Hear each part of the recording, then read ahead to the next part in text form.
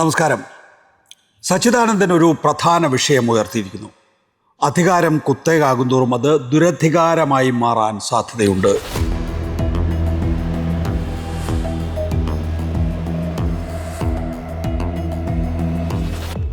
Research topic എന്ന് ചർച്ച ചെയ്യുന്നത് ഈ വിഷയമാണ്. ചരിത്രകാരനും മാർക്സിസ്റ്റ് ചിന്തകനുമായ professor K N Ganesh, CPIM സംസ്ഥാന സമിതി അംഗം MB രാജേഷ് എന്നിവരാണ് നമ്മോടൊപ്പം ഉള്ളത്. ആദ്യം പ്രൊഫസർ കെ എൻ ഗണേഷ്, ഞാൻ അങ്ങ് കേട്ടിട്ടുണ്ടാവുമെങ്കിൽ പോലും സച്ചിദാനന്ദന്റെ വാക്ക്. അത് ജനാധിപത്യത്തെ സംബന്ധിച്ച ഒരു വളരെ പ്രധാനപ്പെട്ട കാര്യം എന്നുള്ള നിലയ്ക്കാണ് ഞാൻ പറയുന്നത്. ഇത് കോൺഗ്രസ്സുകാർ ഇപ്പൊ ഭരിക്കുകയാണെങ്കിൽ ഞാൻ ഇത് തന്നെ പറയും. 2 തവണ ഭരിച്ചു കഴിഞ്ഞിട്ടുണ്ടെങ്കിൽ നിങ്ങൾ ഒരു പ്രതിപക്ഷത്തിരിക്കേണ്ട സമയമായി. പ്രതിപക്ഷത്തിരിക്കുന്നത് നല്ലതാണ് പാർട്ടികൾക്കെന്നാണ് എന്റെ ഒരു മുമ്പെയുള്ള കാഴ്ചപ്പാട്. കാരണം അത് ജനാധിപത്യത്തെ കുറിച്ചുള്ള കാഴ്ചപ്പാടാണ്. ജനാധിപത്യമാക്കുന്നത് പ്രതിപക്ഷമാണ് ഭരണപക്ഷത്തിന്റെ തെറ്റുകൾ കണ്ടുപിടിക്കുന്നത്, വീഴ്ചകൾ കണ്ടുപിടിക്കുന്നത്, ജനങ്ങൾക്ക് വേണ്ടി സംസാരിക്കുന്നതും ഒക്കെ തന്നെ. അതുകൊണ്ട് പ്രതിപക്ഷത്തിൽ ഇരിക്കുന്നത് ശക്തി കൂടാനുള്ള ഒരു വളരെ പ്രധാനപ്പെട്ട ഒരു പ്രവർത്തനമാണെന്നാണ് ഞാൻ വിചാരിക്കുന്നത്. അത് ഏത് പാർട്ടിയായാലും തുടർച്ചയായിട്ടുള്ള ഭരണത്തിന്റെ ഏറ്റവും വലിയ കുഴപ്പം അത് കൂടുതൽ അഴിമതിയിലേക്ക് നയിക്കാം, അധികാര കേന്ദ്രീകരണത്തിലേക്ക് നയിച്ചേക്കാം, ഞങ്ങൾ അജയ്യരാണെന്നുള്ള തോന്നലിലേക്ക് നയിച്ചേക്കാം. അത് പാർട്ടികൾക്ക് ഉണ്ടാകേണ്ട വിനയം, ജനങ്ങൾക്ക് മുമ്പിലുള്ള വിനയത്തെ കുറിച്ചാണ് ഞാൻ പറയുന്നത്. അത് ഇല്ലാതാക്കുന്നതിന് കാരണം അദ്ദേഹം വളരെ വ്യക്തമായി തന്നെയാണ് ഈ കാര്യങ്ങൾ പറയുന്നത്. മലയാള മനോരമയുടെ ഞായറാഴ്ച പതിപ്പില് തുടർച്ചയായ ഭരണം ഗുണമോ ദോഷമോ എന്ന തലക്കെട്ടില് അധികാരം കുത്തകയാകുന്തോറും അത് ദുരധികാരമായി മാറാൻ സാധ്യതയുണ്ട്. ലോകത്ത് മുഴുവൻ ഇത് നമുക്ക് അനുഭവമുണ്ട്. വളരെ സൂക്ഷിച്ചിരിക്കുക എന്നാണ് പൊതുവെ അവനവനോടും മറ്റുള്ളവരോടും പറയാനുള്ളത്. ബംഗാളിന്റെ ഉദാഹരണം നമുക്ക് മുന്നിലുണ്ട് എന്നൊക്കെ ചൂണ്ടിക്കാണിച്ചുകൊണ്ട് അദ്ദേഹം പറഞ്ഞതിന് തുടർച്ചയായിട്ടാണ് അതൊരു മാധ്യമങ്ങളിൽ വിവാദമായി ഉയർന്നു വരികയും അതിനെ തുടർന്നാണ് അദ്ദേഹം ഈ സൗണ്ട് ബൈറ്റ് നൽകുകയും ചെയ്തിട്ടുള്ളത്. അതിനെ തുടർന്ന് അദ്ദേഹം പിന്നെയും ചില സാമൂഹ്യ മാധ്യമ കുറിപ്പുകൾ ഇടുകയും ഒക്കെ ചെയ്തു. ഇതിൽ നിന്ന് വളരെ വ്യക്തമായ ഒരു കാര്യം, ഇടതുപക്ഷ ജനാധിപത്യ മുന്നണി സർക്കാർ ഇനി ഒരിക്കൽ കൂടി അധികാരത്തിൽ വന്നാൽ CPM ഇടതുപക്ഷ ജനാധിപത്യ മുന്നണി ചീത്തയായി പോകുമെന്നാണ്. എങ്ങനെയാണത്? ഇത്തരത്തിലുള്ള ഒരു വിമർശനം ഉന്നയിക്കുമ്പോൾ ശ്രദ്ധിക്കേണ്ടുന്ന ഏറ്റവും പ്രധാനപ്പെട്ട കാര്യം ഏത് സാഹചര്യത്തിലാണ് ഇങ്ങനെ ഒരു വിമർശനം ഉന്നയിക്കുന്നത് എന്നുള്ള കാര്യമാണ് നമ്മൾ നോക്കേണ്ടത്. കാരണം നമ്മളിവിടെ നേരിടുന്ന ഒരടിസ്ഥാന പ്രശ്നം, ഇടതുപക്ഷ ജനാധിപത്യ മുന്നണി ഒരു അഖിലേന്ത്യാ തലത്തിലുള്ള ഒരു ഭരണ സംവിധാനത്തിനെ സംബന്ധിച്ചിടത്തോളം പ്രതിപക്ഷത്ത് നിൽക്കുന്ന ഒരു പാർട്ടിയാണ്. CPM അടക്കം ഇടതുപക്ഷ പാർട്ടികൾ മുഴുവനും ഇന്ന് പ്രതിപക്ഷത്താണുള്ളത്. ഈ പ്രതിപക്ഷത്ത് നിൽക്കുന്ന ഈ പറയുന്ന പാർട്ടികൾ അവരുടേതായിട്ടുള്ള രീതിയിൽ ഇപ്പോൾ സമരങ്ങൾ നടത്തിക്കൊണ്ടിരിക്കുകയാണ്. ആ സമരങ്ങൾ എല്ലാ മേഖലകളിലും ഇന്നത്തെ കേന്ദ്ര ഗവൺമെന്റിന്റെ നയങ്ങൾക്കെതിരായിട്ടുള്ള സമരങ്ങൾ നടത്തി വരുന്നു.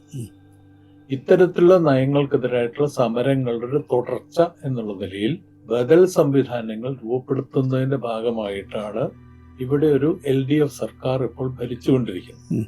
അപ്പോൾ ആ സമയത്ത് ഇതേ സമയത്ത് തന്നെ കേന്ദ്ര ഗവൺമെന്റ് വളരെ വ്യക്തമായ രീതിയിലും ഒരു കോർപ്പറേറ്റ് ഹിന്ദുത്വ ഫാസിസ്റ്റ് നയങ്ങൾ പിന്തുടർന്നുകൊണ്ടിരിക്കുന്ന ഒരവസ്ഥയുണ്ട്. അപ്പൊ അങ്ങനെ വരുമ്പോൾ ഒരു പ്രത്യേക സംസ്ഥാന ഗവൺമെന്റിന്റെ സർക്കാർ ഇനി മുതൽ തുടർഭരണം ഇനി നിങ്ങൾ വേണ്ട, നിങ്ങൾ പ്രതിപക്ഷത്തിരുന്നുള്ളൂ എന്ന് നമ്മൾ ആരെങ്കിലും പറയുകയാണെങ്കിൽ അവിടെ ഭരണപക്ഷമായിട്ട് ഈ സംസ്ഥാന ഗവൺമെന്റ് ആരാണ് ഭരിക്കുക എന്നുള്ളൊരു പ്രശ്നമുണ്ട്. ആ ഭരണപക്ഷം ആര് ഭരിക്കണം? ആ ഭരിക്കുന്നത് കേന്ദ്ര ഗവൺമെന്റിന്റെ നയങ്ങൾ പിന്തുടരുന്നവരാണോ അല്ലാത്തവരാണോ? ഏത് തരത്തിലുള്ള നയങ്ങളാണ് ഈ ഭരണപക്ഷം? പക്ഷെ ഇവിടെ സച്ചിദാനന്ദൻ ആശങ്കപ്പെടുന്നത് കമ്മ്യൂണിസ്റ്റ് പാർട്ടിയെ കുറിച്ചാണ്. തുടർഭരണം ഉണ്ടായാൽ ഉണ്ടാകാനുള്ള പ്രത്യാഘാതം, ധാർഷ്ട്യം, അത് വീണ്ടും മൂന്നാമത്തൊരു ഭരണം ഉണ്ടാവുകയാണെങ്കിൽ നശിക്കുന്ന അവസ്ഥയിലേക്ക് പോകും. ഇത് ആരാണ് നശിക്കുക? അതാണ് ഇതിൽ പ്രധാനപ്പെട്ട പ്രശ്നം. ഇവിടെ നശിക്കുന്നത് എന്ന് പറയുന്നത് ഒരു മൂവ്മെന്റ് ആണ് നശിക്കുക എന്ന് പറയുകയാണെങ്കിൽ ഈ മൂവ്മെന്റ് എന്ന് പറയുന്നത് നിലനിൽക്കുന്നതും നശിക്കുന്നതും ഈ മൂവ്മെന്റിന് ഏതെങ്കിലും പ്രത്യേക ഘട്ടത്തിൽ ഭരണം കിട്ടിയോണ്ട് മാത്രമല്ല. ഒരു മൂവ്മെന്റിന്റെ വളർച്ച നിലനിൽക്കുന്ന എപ്പോഴും തന്നെ ഒരു ഭരണവർഗങ്ങളുടെ നയങ്ങൾക്കെതിരായിട്ടുള്ള പോരാട്ടങ്ങളിലൂടെയാണ്. അങ്ങനെ ഭരണവർഗ നയങ്ങൾക്കെതിരായിട്ടുള്ള പോരാട്ടത്തിനുള്ള ഒരു പ്രത്യേക ഒരു പ്ലാറ്റ്ഫോമായിട്ടാണ് സംസ്ഥാന ഗവൺമെന്റുകളെ വിനിയോഗിക്കുന്നത് എന്ന് വരികയാണെങ്കിൽ പിന്നെ എന്തടിസ്ഥാനത്തിലാണ് ഈ പറയുന്ന സംസ്ഥാന ഗവൺമെന്റുകൾ ഈ ഭരണ കാരണം കൊണ്ട് മാത്രം ഒരു പാർട്ടി നശിക്കും എന്ന് പറയുന്നതിന്റെ ലോജിക്ക് എന്താണെന്ന് മനസ്സിലായില്ല. പക്ഷേ CPIMന്റെ സംസ്ഥാന സമ്മേളനം ഈ ഗവൺമെന്റ് അധികാരത്തിലേറിയതിനു ശേഷം, രണ്ടാമത് അധികാരത്തിലേറിയതിനു ശേഷം ഏതാണ്ട് സമാനമായിട്ടുള്ള വിലയിരുത്തലുകൾ അതിന്റെ പ്രമേയത്തിലൂടെ അവതരിപ്പിച്ചിട്ടുണ്ട്. ബംഗാളിൽ ഉണ്ടായ പോലൊരു തകർച്ച കേരളത്തിൽ ഉണ്ടാകരുത് എന്ന് മുന്നറിയിപ്പ് നൽകിയിട്ടുണ്ട്. തുടർഭരണം കൂടുതൽ അഴിമതിയിലേക്കും അധികാര കേന്ദ്രീകരണത്തിലേക്കും നയിക്കും, ജനങ്ങളോട് വിനയമില്ലാതെ പെരുമാറുന്ന അവസ്ഥയുണ്ടാവും. അർത്ഥം ഈ കാര്യത്തെ കുറിച്ചൊരു സെൽഫ് ക്രിട്ടിക്കൽ ആയിട്ടുള്ള സ്വയം വിമർശനപരമായിട്ടുള്ള ഒരു കാഴ്ചപ്പാട് ഇടതുപക്ഷ ജനാധിപത്യ മുന്നണിക്കും CPIMന് പ്രത്യേകിച്ച് ഉണ്ടെന്നല്ല എന്റെ അർത്ഥം. അതിന്റെ അർത്ഥം അങ്ങനെ വരുമ്പോൾ തീർച്ചയായിട്ടും സച്ചിദാനന്ദനെ പോലുള്ള ആളുകൾ ഇങ്ങനെ വിമർശനം ഉന്നയിക്കുമ്പോൾ അവരൊരു വാണിംഗ് നൽകുമ്പോൾ, വാണിംഗ് എന്ന് പറയുന്നത് തീർച്ചയായിട്ടും നമ്മൾ ചർച്ച ചെയ്യേണ്ട കാര്യം തന്നെയാണ്. പക്ഷെ വാണിംഗ് നൽകുക എന്നുള്ളത് മാത്രമല്ല ഇപ്പോൾ പറഞ്ഞതിലൂടെ വരുന്നത്. നിങ്ങൾ മാറി നിൽക്കണമെന്നുള്ളത്, അതാണ് പ്രശ്നം.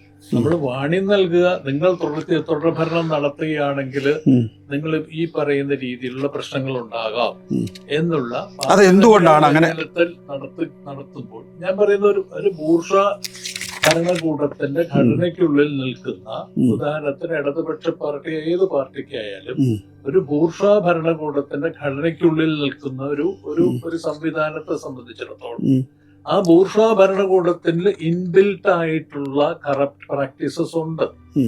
അതായത് ഒരു ഭരണകൂടത്തിന്റെ അകത്ത് ഇൻബിൽട്ട് ആയിട്ട് ആ ഭരണകൂടം നിലനിൽക്കുന്നത്, അല്ലെ ഭരണവർഗങ്ങൾ നിലനിൽക്കുന്നത് തന്നെ ഇത്തരത്തിലുള്ള കറപ്ഷന്റെ അടിസ്ഥാനത്തിലാണ്. കോൺഗ്രസ് നിലനിന്നത് ഈ കറപ്ഷന്റെ അടിസ്ഥാനത്തിലാണ്. BJP അതുപോലെ തന്നെ നിലനിൽക്കുന്നതാണ്. അപ്പോൾ അതിന്റെ ഭാഗമായിട്ട് എന്തെങ്കിലും തരത്തിലുള്ള പാളിച്ചകൾ ഈ പറയുന്ന ഒരു സംസ്ഥാന ഗവൺമെന്റിന് വരും എന്ന് ആർക്കെങ്കിലും അത്തരത്തിലുള്ള ഒരു പ്രശ്നം ഉണ്ടാവില്ല, അത് മാത്രമല്ല ഇവിടെ പറഞ്ഞിരിക്കുന്നത്. മനസ്സിലായി. വരാം അങ്ങയിലേക്ക്. ശ്രീ MP രാജേഷ്, അശോകൻ ചെരുവിൽ സ്വാഭാവികമായിട്ടും ഞങ്ങൾ അവിടെ പോകുമ്പോൾ ആഗ്രഹിച്ചത് മാഷ് എന്താണ് പറയാന്ന് കേൾക്കാം. അത് തന്നെയാണ് നമ്മളെപ്പോഴും അദ്ദേഹത്തിന്റെ വീട്ടിൽ പോകുമ്പോഴൊക്കെ ചെയ്യാറ്. തുടർഭരണം വേണ്ടയോ തുടർഭരണം വേണ്ട എന്നുള്ളൊരു വാദഗതി അതിശക്തമായിട്ട് ഉയർന്നു വരുന്നുണ്ട്. അത് തുടങ്ങി വെച്ചത് നമ്മുടെ പ്രിയപ്പെട്ട കാരശ്ശേരി മാഷാണ്, കാരശ്ശേരി മാഷാണ്. ഒരു അടിയുറച്ച കോൺഗ്രസ് അനുഭാവിയാണ്. അപ്പൊ അദ്ദേഹത്തെ സംബന്ധിച്ചിടത്തോളം 2021 അദ്ദേഹം ഒരു ഭരണമാറ്റം ആഗ്രഹിച്ചു. ആ ഭരണമാറ്റം ഒരുപക്ഷെ നടക്കുകയില്ല എന്ന് അദ്ദേഹം തോന്നി. അപ്പൊ ഭരണമാറ്റം ഉണ്ടാകുന്നതിന് വേണ്ടി അദ്ദേഹം ഉണ്ടാക്കിയെടുത്ത ഒരു ഫോർമുലയാണ്. അതായത് ഇടതുപക്ഷത്തിന് വേണ്ടി അശോകൻ ചെരുവിൽ പറയുന്നത് ഭരണമുണ്ടെങ്കിലേ കോൺഗ്രസ് നിൽക്കൂ, ഭരണമില്ല എങ്കിൽ കോൺഗ്രസ്സുകാർ BJPയിലേക്ക് പോകും എന്നാണ്. അതേസമയം ഇടതുപക്ഷത്തിന്റെ കാര്യത്തിലാണെങ്കിൽ ഭരണം പോയാലേ ഇടതുപക്ഷം നിൽക്കൂ എന്നുള്ള ഒരു ഫോർമുല ഉണ്ടാക്കിയെടുത്തിരിക്കുന്നു കാരശ്ശേരി മാഷ്. അതിന്റെ തുടർച്ചയായിട്ടാണ് ഇപ്പോൾ സച്ചിദാനന്ദൻ ഇക്കാര്യങ്ങൾ പറയുന്നത് എന്നുള്ളതാണ്.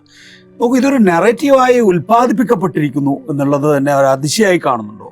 അതായത് എന്തുകൊണ്ടാണ് ഇത്തരം ഒരു നെറേറ്റീവിലേക്ക് വരേണ്ടി വരുന്നത്? ഈ സർക്കാർ അധികാരമൊഴിയണമെന്ന് പറയാൻ മറ്റൊരു കാരണവും ഇല്ലാത്തത് കൊണ്ട് കൃത്രിമമായി സൃഷ്ടിക്കുന്ന ഒരു നെറേറ്റീവാണ്. അതിൽ ചിലർ അറിഞ്ഞും പലരും അറിയാതെയും വീണ് പോകുന്നുണ്ടാവും, ഇതിൻ്റെ ഭാഗമാവുന്നുണ്ടാവും. മറ്റൊരു കാരണവും ചൂണ്ടിക്കാണിക്കാനില്ല. എന്ന് വെച്ചാൽ സർക്കാർ മോശമാണെന്നോ, സർക്കാർ വാഗ്ദാനങ്ങൾ പാലിച്ചില്ലെന്നോ, സർക്കാരിൻ്റെ ഭരണത്തിൽ പരാജയമുണ്ടായിരുന്നോ, അഴിമതി ഉണ്ടായിരുന്നോ ഒന്നും പറയാനില്ല. അപ്പോൾ ഉണ്ടാക്കുന്നത് എന്താ? നിങ്ങൾ അപകടത്തിൽപ്പെടാതിരിക്കാൻ നിങ്ങളൊന്ന് മാറി നിൽക്കണം എന്നൊരു ഭാഗം. മാത്രമല്ല, അവർക്ക് അധികാരം കൊടുത്തില്ലെങ്കിൽ അവർ നിൽക്കില്ല, അവർ BJP പോകും. രണ്ട് കാര്യങ്ങൾ എനിക്ക് സച്ചിദാനന്ദ മാഷ് പറഞ്ഞതിനെ കുറിച്ച് പറയുന്നതിന് മുമ്പ്, ഈ കോൺഗ്രസ് ജയിച്ചില്ലെങ്കിൽ BJP പോകുമെന്ന് പറയുന്ന വാദമുണ്ടല്ലോ. ഇതുവരെയുള്ള ചരിത്രം മുഴുവൻ എന്താ? ജയിച്ചിട്ട് പോയതാണ്. കർണാടകയിൽ ജനങ്ങൾ വോട്ട് ചെയ്ത് ജയിപ്പിച്ചത് കോൺഗ്രസിനെയാണ്. കോൺഗ്രസ്സാണ് BJP പോയി, BJP ഭരണം വന്ന്. അതാണല്ലോ കഴിഞ്ഞ ഗവൺമെന്റ്. അതെ, കഴിഞ്ഞ ഗവൺമെന്റിന്റെ കാലം. Operation lotus. ഗോവ വോട്ട് എണ്ണിക്കഴിഞ്ഞപ്പോൾ ഭൂരിപക്ഷം കോൺഗ്രസിനായിരുന്നു. അന്ന് എനിക്ക് നല്ല ഓർമ്മയുണ്ട്, നിതിൻ ഗഡ്കരി ഇന്ത്യൻ എക്സ്പ്രസിന് കൊടുത്തൊരു ഇന്റർവ്യൂ ഉണ്ട്. രാത്രി 7:30 അമിത്ഷാ വിളിച്ചു, എന്താണ് ഗോവയിലെ സ്ഥിതി എന്ന് വെച്ചു. അദ്ദേഹം പറഞ്ഞു, പ്രതീക്ഷയ്ക്ക് വകയില്ല, ഭൂരിപക്ഷം കോൺഗ്രസിനാണ്. അങ്ങിപ്പോൾ ഗോവയിലെത്തണം, എങ്ങനെയും ഗവൺമെന്റ് രൂപീകരിക്കണം എന്ന് നിർദ്ദേശം തന്നു. പ്രത്യേക വിമാനത്തിൽ ഞാൻ അർദ്ധരാത്രിയോടുകൂടി പനാജി വിമാനത്താവളത്തിൽ ഇറങ്ങി. പുലർച്ചെ 5:30 ആയപ്പോഴേക്കും ഭൂരിപക്ഷം ഉണ്ടാക്കി. ഇത് നിതിൻ ഗഡ്കരി ഇന്ത്യൻ എക്സ്പ്രസിന് ഇന്റർവ്യൂ കൊടുക്കുകയാണ്. ജയിച്ച കോൺഗ്രസ് ആണ് പോയത്. മണിപ്പൂരിൽ ജയിച്ച കോൺഗ്രസ് ആണ് പോയത്. അരുണാചൽ പ്രദേശിൽ ഭരണത്തിലിരിക്കുന്ന കോൺഗ്രസ് ആണ്. അന്നത്തെ മലയാള മനോരമയുടെ തലക്കെട്ട് ഓർക്കുന്നുണ്ടോ? 32 പേരിൽ 31 പേരും BJP ആയി. അന്ന് BJP ഇല്ല. അതാ പറഞ്ഞത്, 31 പേരും BJP ആയി. എന്തായിരുന്നു തലക്കെട്ട് കോൺഗ്രസിന്റെ കൈപ്പത്തിയിൽ അവശേഷിക്കുന്നത് ഒരു വിരൽ മാത്രമെന്നാണ്. അപ്പൊ ഇതെല്ലാം ജയിച്ചെടുത്താണ്. ഹിമന്ത ബിശ്വ ശർമ്മ കോൺഗ്രസ് നേതാവും PCC പ്രസിഡന്റും ആയിരുന്ന ആളാണ്, അവിടെ മന്ത്രിയായിട്ടുള്ള ആളാണ്. എത്ര ഉദാഹരണങ്ങളുണ്ട്. ജയിച്ച കോൺഗ്രസ് ആണ് BJP. ഇപ്പൊ ഏറ്റവും ഒടുവിൽ മറ്റത്തൂരിൽ ജയിച്ച കോൺഗ്രസ് ആണ് BJP ആയത്. മറ്റേ മഹാരാഷ്ട്രയിലെ കോർപ്പറേഷനിൽ 15 ജയിച്ച, അവിടെ BJPക്ക് ഭൂരിപക്ഷം ഇല്ല, ജയിച്ച കോൺഗ്രസ് കോർപ്പറേറ്റർമാർ, കൗൺസിലർമാരാണ് നേരെ BJP പോയി BJP ഭരണം പിടിക്കുന്നത്. എത്ര ഉദാഹരണം. ബീഹാറിൽ പിന്നെ പോട്ടെ, അവര് മറ്റേ ജയിച്ചവരാണ്, അധികാരത്തിലല്ല. ഞാൻ പറഞ്ഞ അധികാരം ഉള്ളപ്പോൾ കാലുമാറിയാതെയാണ് ഞാൻ പറയുന്നത്. അധികാരം ഉള്ളപ്പോൾ കാലുമാറിയ കഥയാണ്. അതുകൊണ്ട് കോൺഗ്രസ് ജയിച്ചാൽ കാലുമാറില്ല എന്ന് പറയും. ഇതിനോട് ചേർത്ത് വെക്കേണ്ട ഒരു കാര്യം കൂടിയുണ്ട്. കഴിഞ്ഞ തവണത്തെ BJP പ്രസിഡന്റിന്റെ പ്രസ്താവന ഓർമ്മയുണ്ടോ? ഞങ്ങൾക്കൊരു 35 സീറ്റ് കിട്ടിയാൽ ഞങ്ങൾ ഭരിച്ചോളും, കിട്ടിയാൽ ഭരിക്കും എന്ന് പറഞ്ഞത്. അത് എന്ത് കണ്ടിട്ടാണ് ഈ പറയുന്നത്? അപ്പൊ കാര്യങ്ങൾ വളരെ വ്യക്തമാണ്. 2, സച്ചിദാനന്ദ മാഷ് പറഞ്ഞാൽ അദ്ദേഹം ഒരു സംവാദം ഉദ്ദേശിച്ചായിരിക്കുമല്ലോ പറഞ്ഞിട്ടുണ്ടാവുക. അങ്ങനെ നോക്കിയാൽ അടിസ്ഥാനപരമായൊരു പ്രശ്നം എന്താ? അദ്ദേഹം വിചാരിക്കുന്നത് ഇടതുപക്ഷം ഈ ഭരണവർഗത്തിന്റെ ഭാഗമാണെന്നാണ്. ഇടതുപക്ഷത്തിനെ സംബന്ധിച്ച് അധികാരത്തിലിരിക്കുന്നതും ഒരു സമരമാണ്. തെരുവിൽ സമരം ചെയ്യുന്നത് പോലെ, നിയമസഭയിലും പാർലമെന്റിലും സമരം ചെയ്യുന്നത് പോലെ അധികാരവും ഒരു സമര മാർഗമായിട്ടാണ് ഉപയോഗിക്കുന്നത്. എങ്ങനെയാണ്? ഈ 10 കൊല്ലത്തെ കാര്യം എടുക്കുക. എങ്ങനെ അധികാരം ഒരു സമരമായിട്ട് കേരളത്തിലെ ഗവൺമെന്റ് ഉപയോഗിച്ചു? രാജ്യത്താകെ സ്കൂൾ അടച്ചുപൂട്ടും. അത് ഏത് പാർട്ടി ഭരിക്കുന്ന ഗവൺമെന്റോ ആവട്ടെ, രാജ്യത്താകെ സർക്കാർ വിദ്യാലയങ്ങൾ അടച്ചുപൂട്ടുന്നു. ഇവിടെ നമ്മൾ എന്ത് ചെയ്തു? 5000 കോടിയാണ് മുതൽ മുടക്കിയത് പൊതുവിദ്യാഭ്യാസ സംരക്ഷണ യജ്ഞത്തിന്. ഇവിടെ സർക്കാർ സ്കൂളുകൾ മികച്ച സൗകര്യമുള്ള, അന്താരാഷ്ട്ര നിലവാരമുള്ള സ്കൂളുകൾ പലയിടത്തും വരുന്നു. മികച്ച സൗകര്യമുള്ള സ്കൂളുകളായിട്ട് ഏറെക്കുറെ എല്ലാം മാറുന്നു. അതൊരു സമരമാണ്. എന്ന് പറഞ്ഞാൽ പൊതുവിദ്യാഭ്യാസം ഇല്ലാതാക്കുന്നതിനെതിരായി അധികാരം ഉപയോഗിച്ചുള്ള സമരമാണ്. സർക്കാർ ആശുപത്രി ഇവിടെ നന്നാവുന്നു. ഇന്ത്യയിൽ ആദ്യത്തെ ഹൃദയം മാറ്റിവെക്കൽ ശസ്ത്രക്രിയ നടത്താൻ പറ്റുന്ന തരത്തിൽ ഒരു സർക്കാർ ആശുപത്രി കേരളത്തിലുണ്ടാവുന്നു. ജില്ലാ ആശുപത്രി.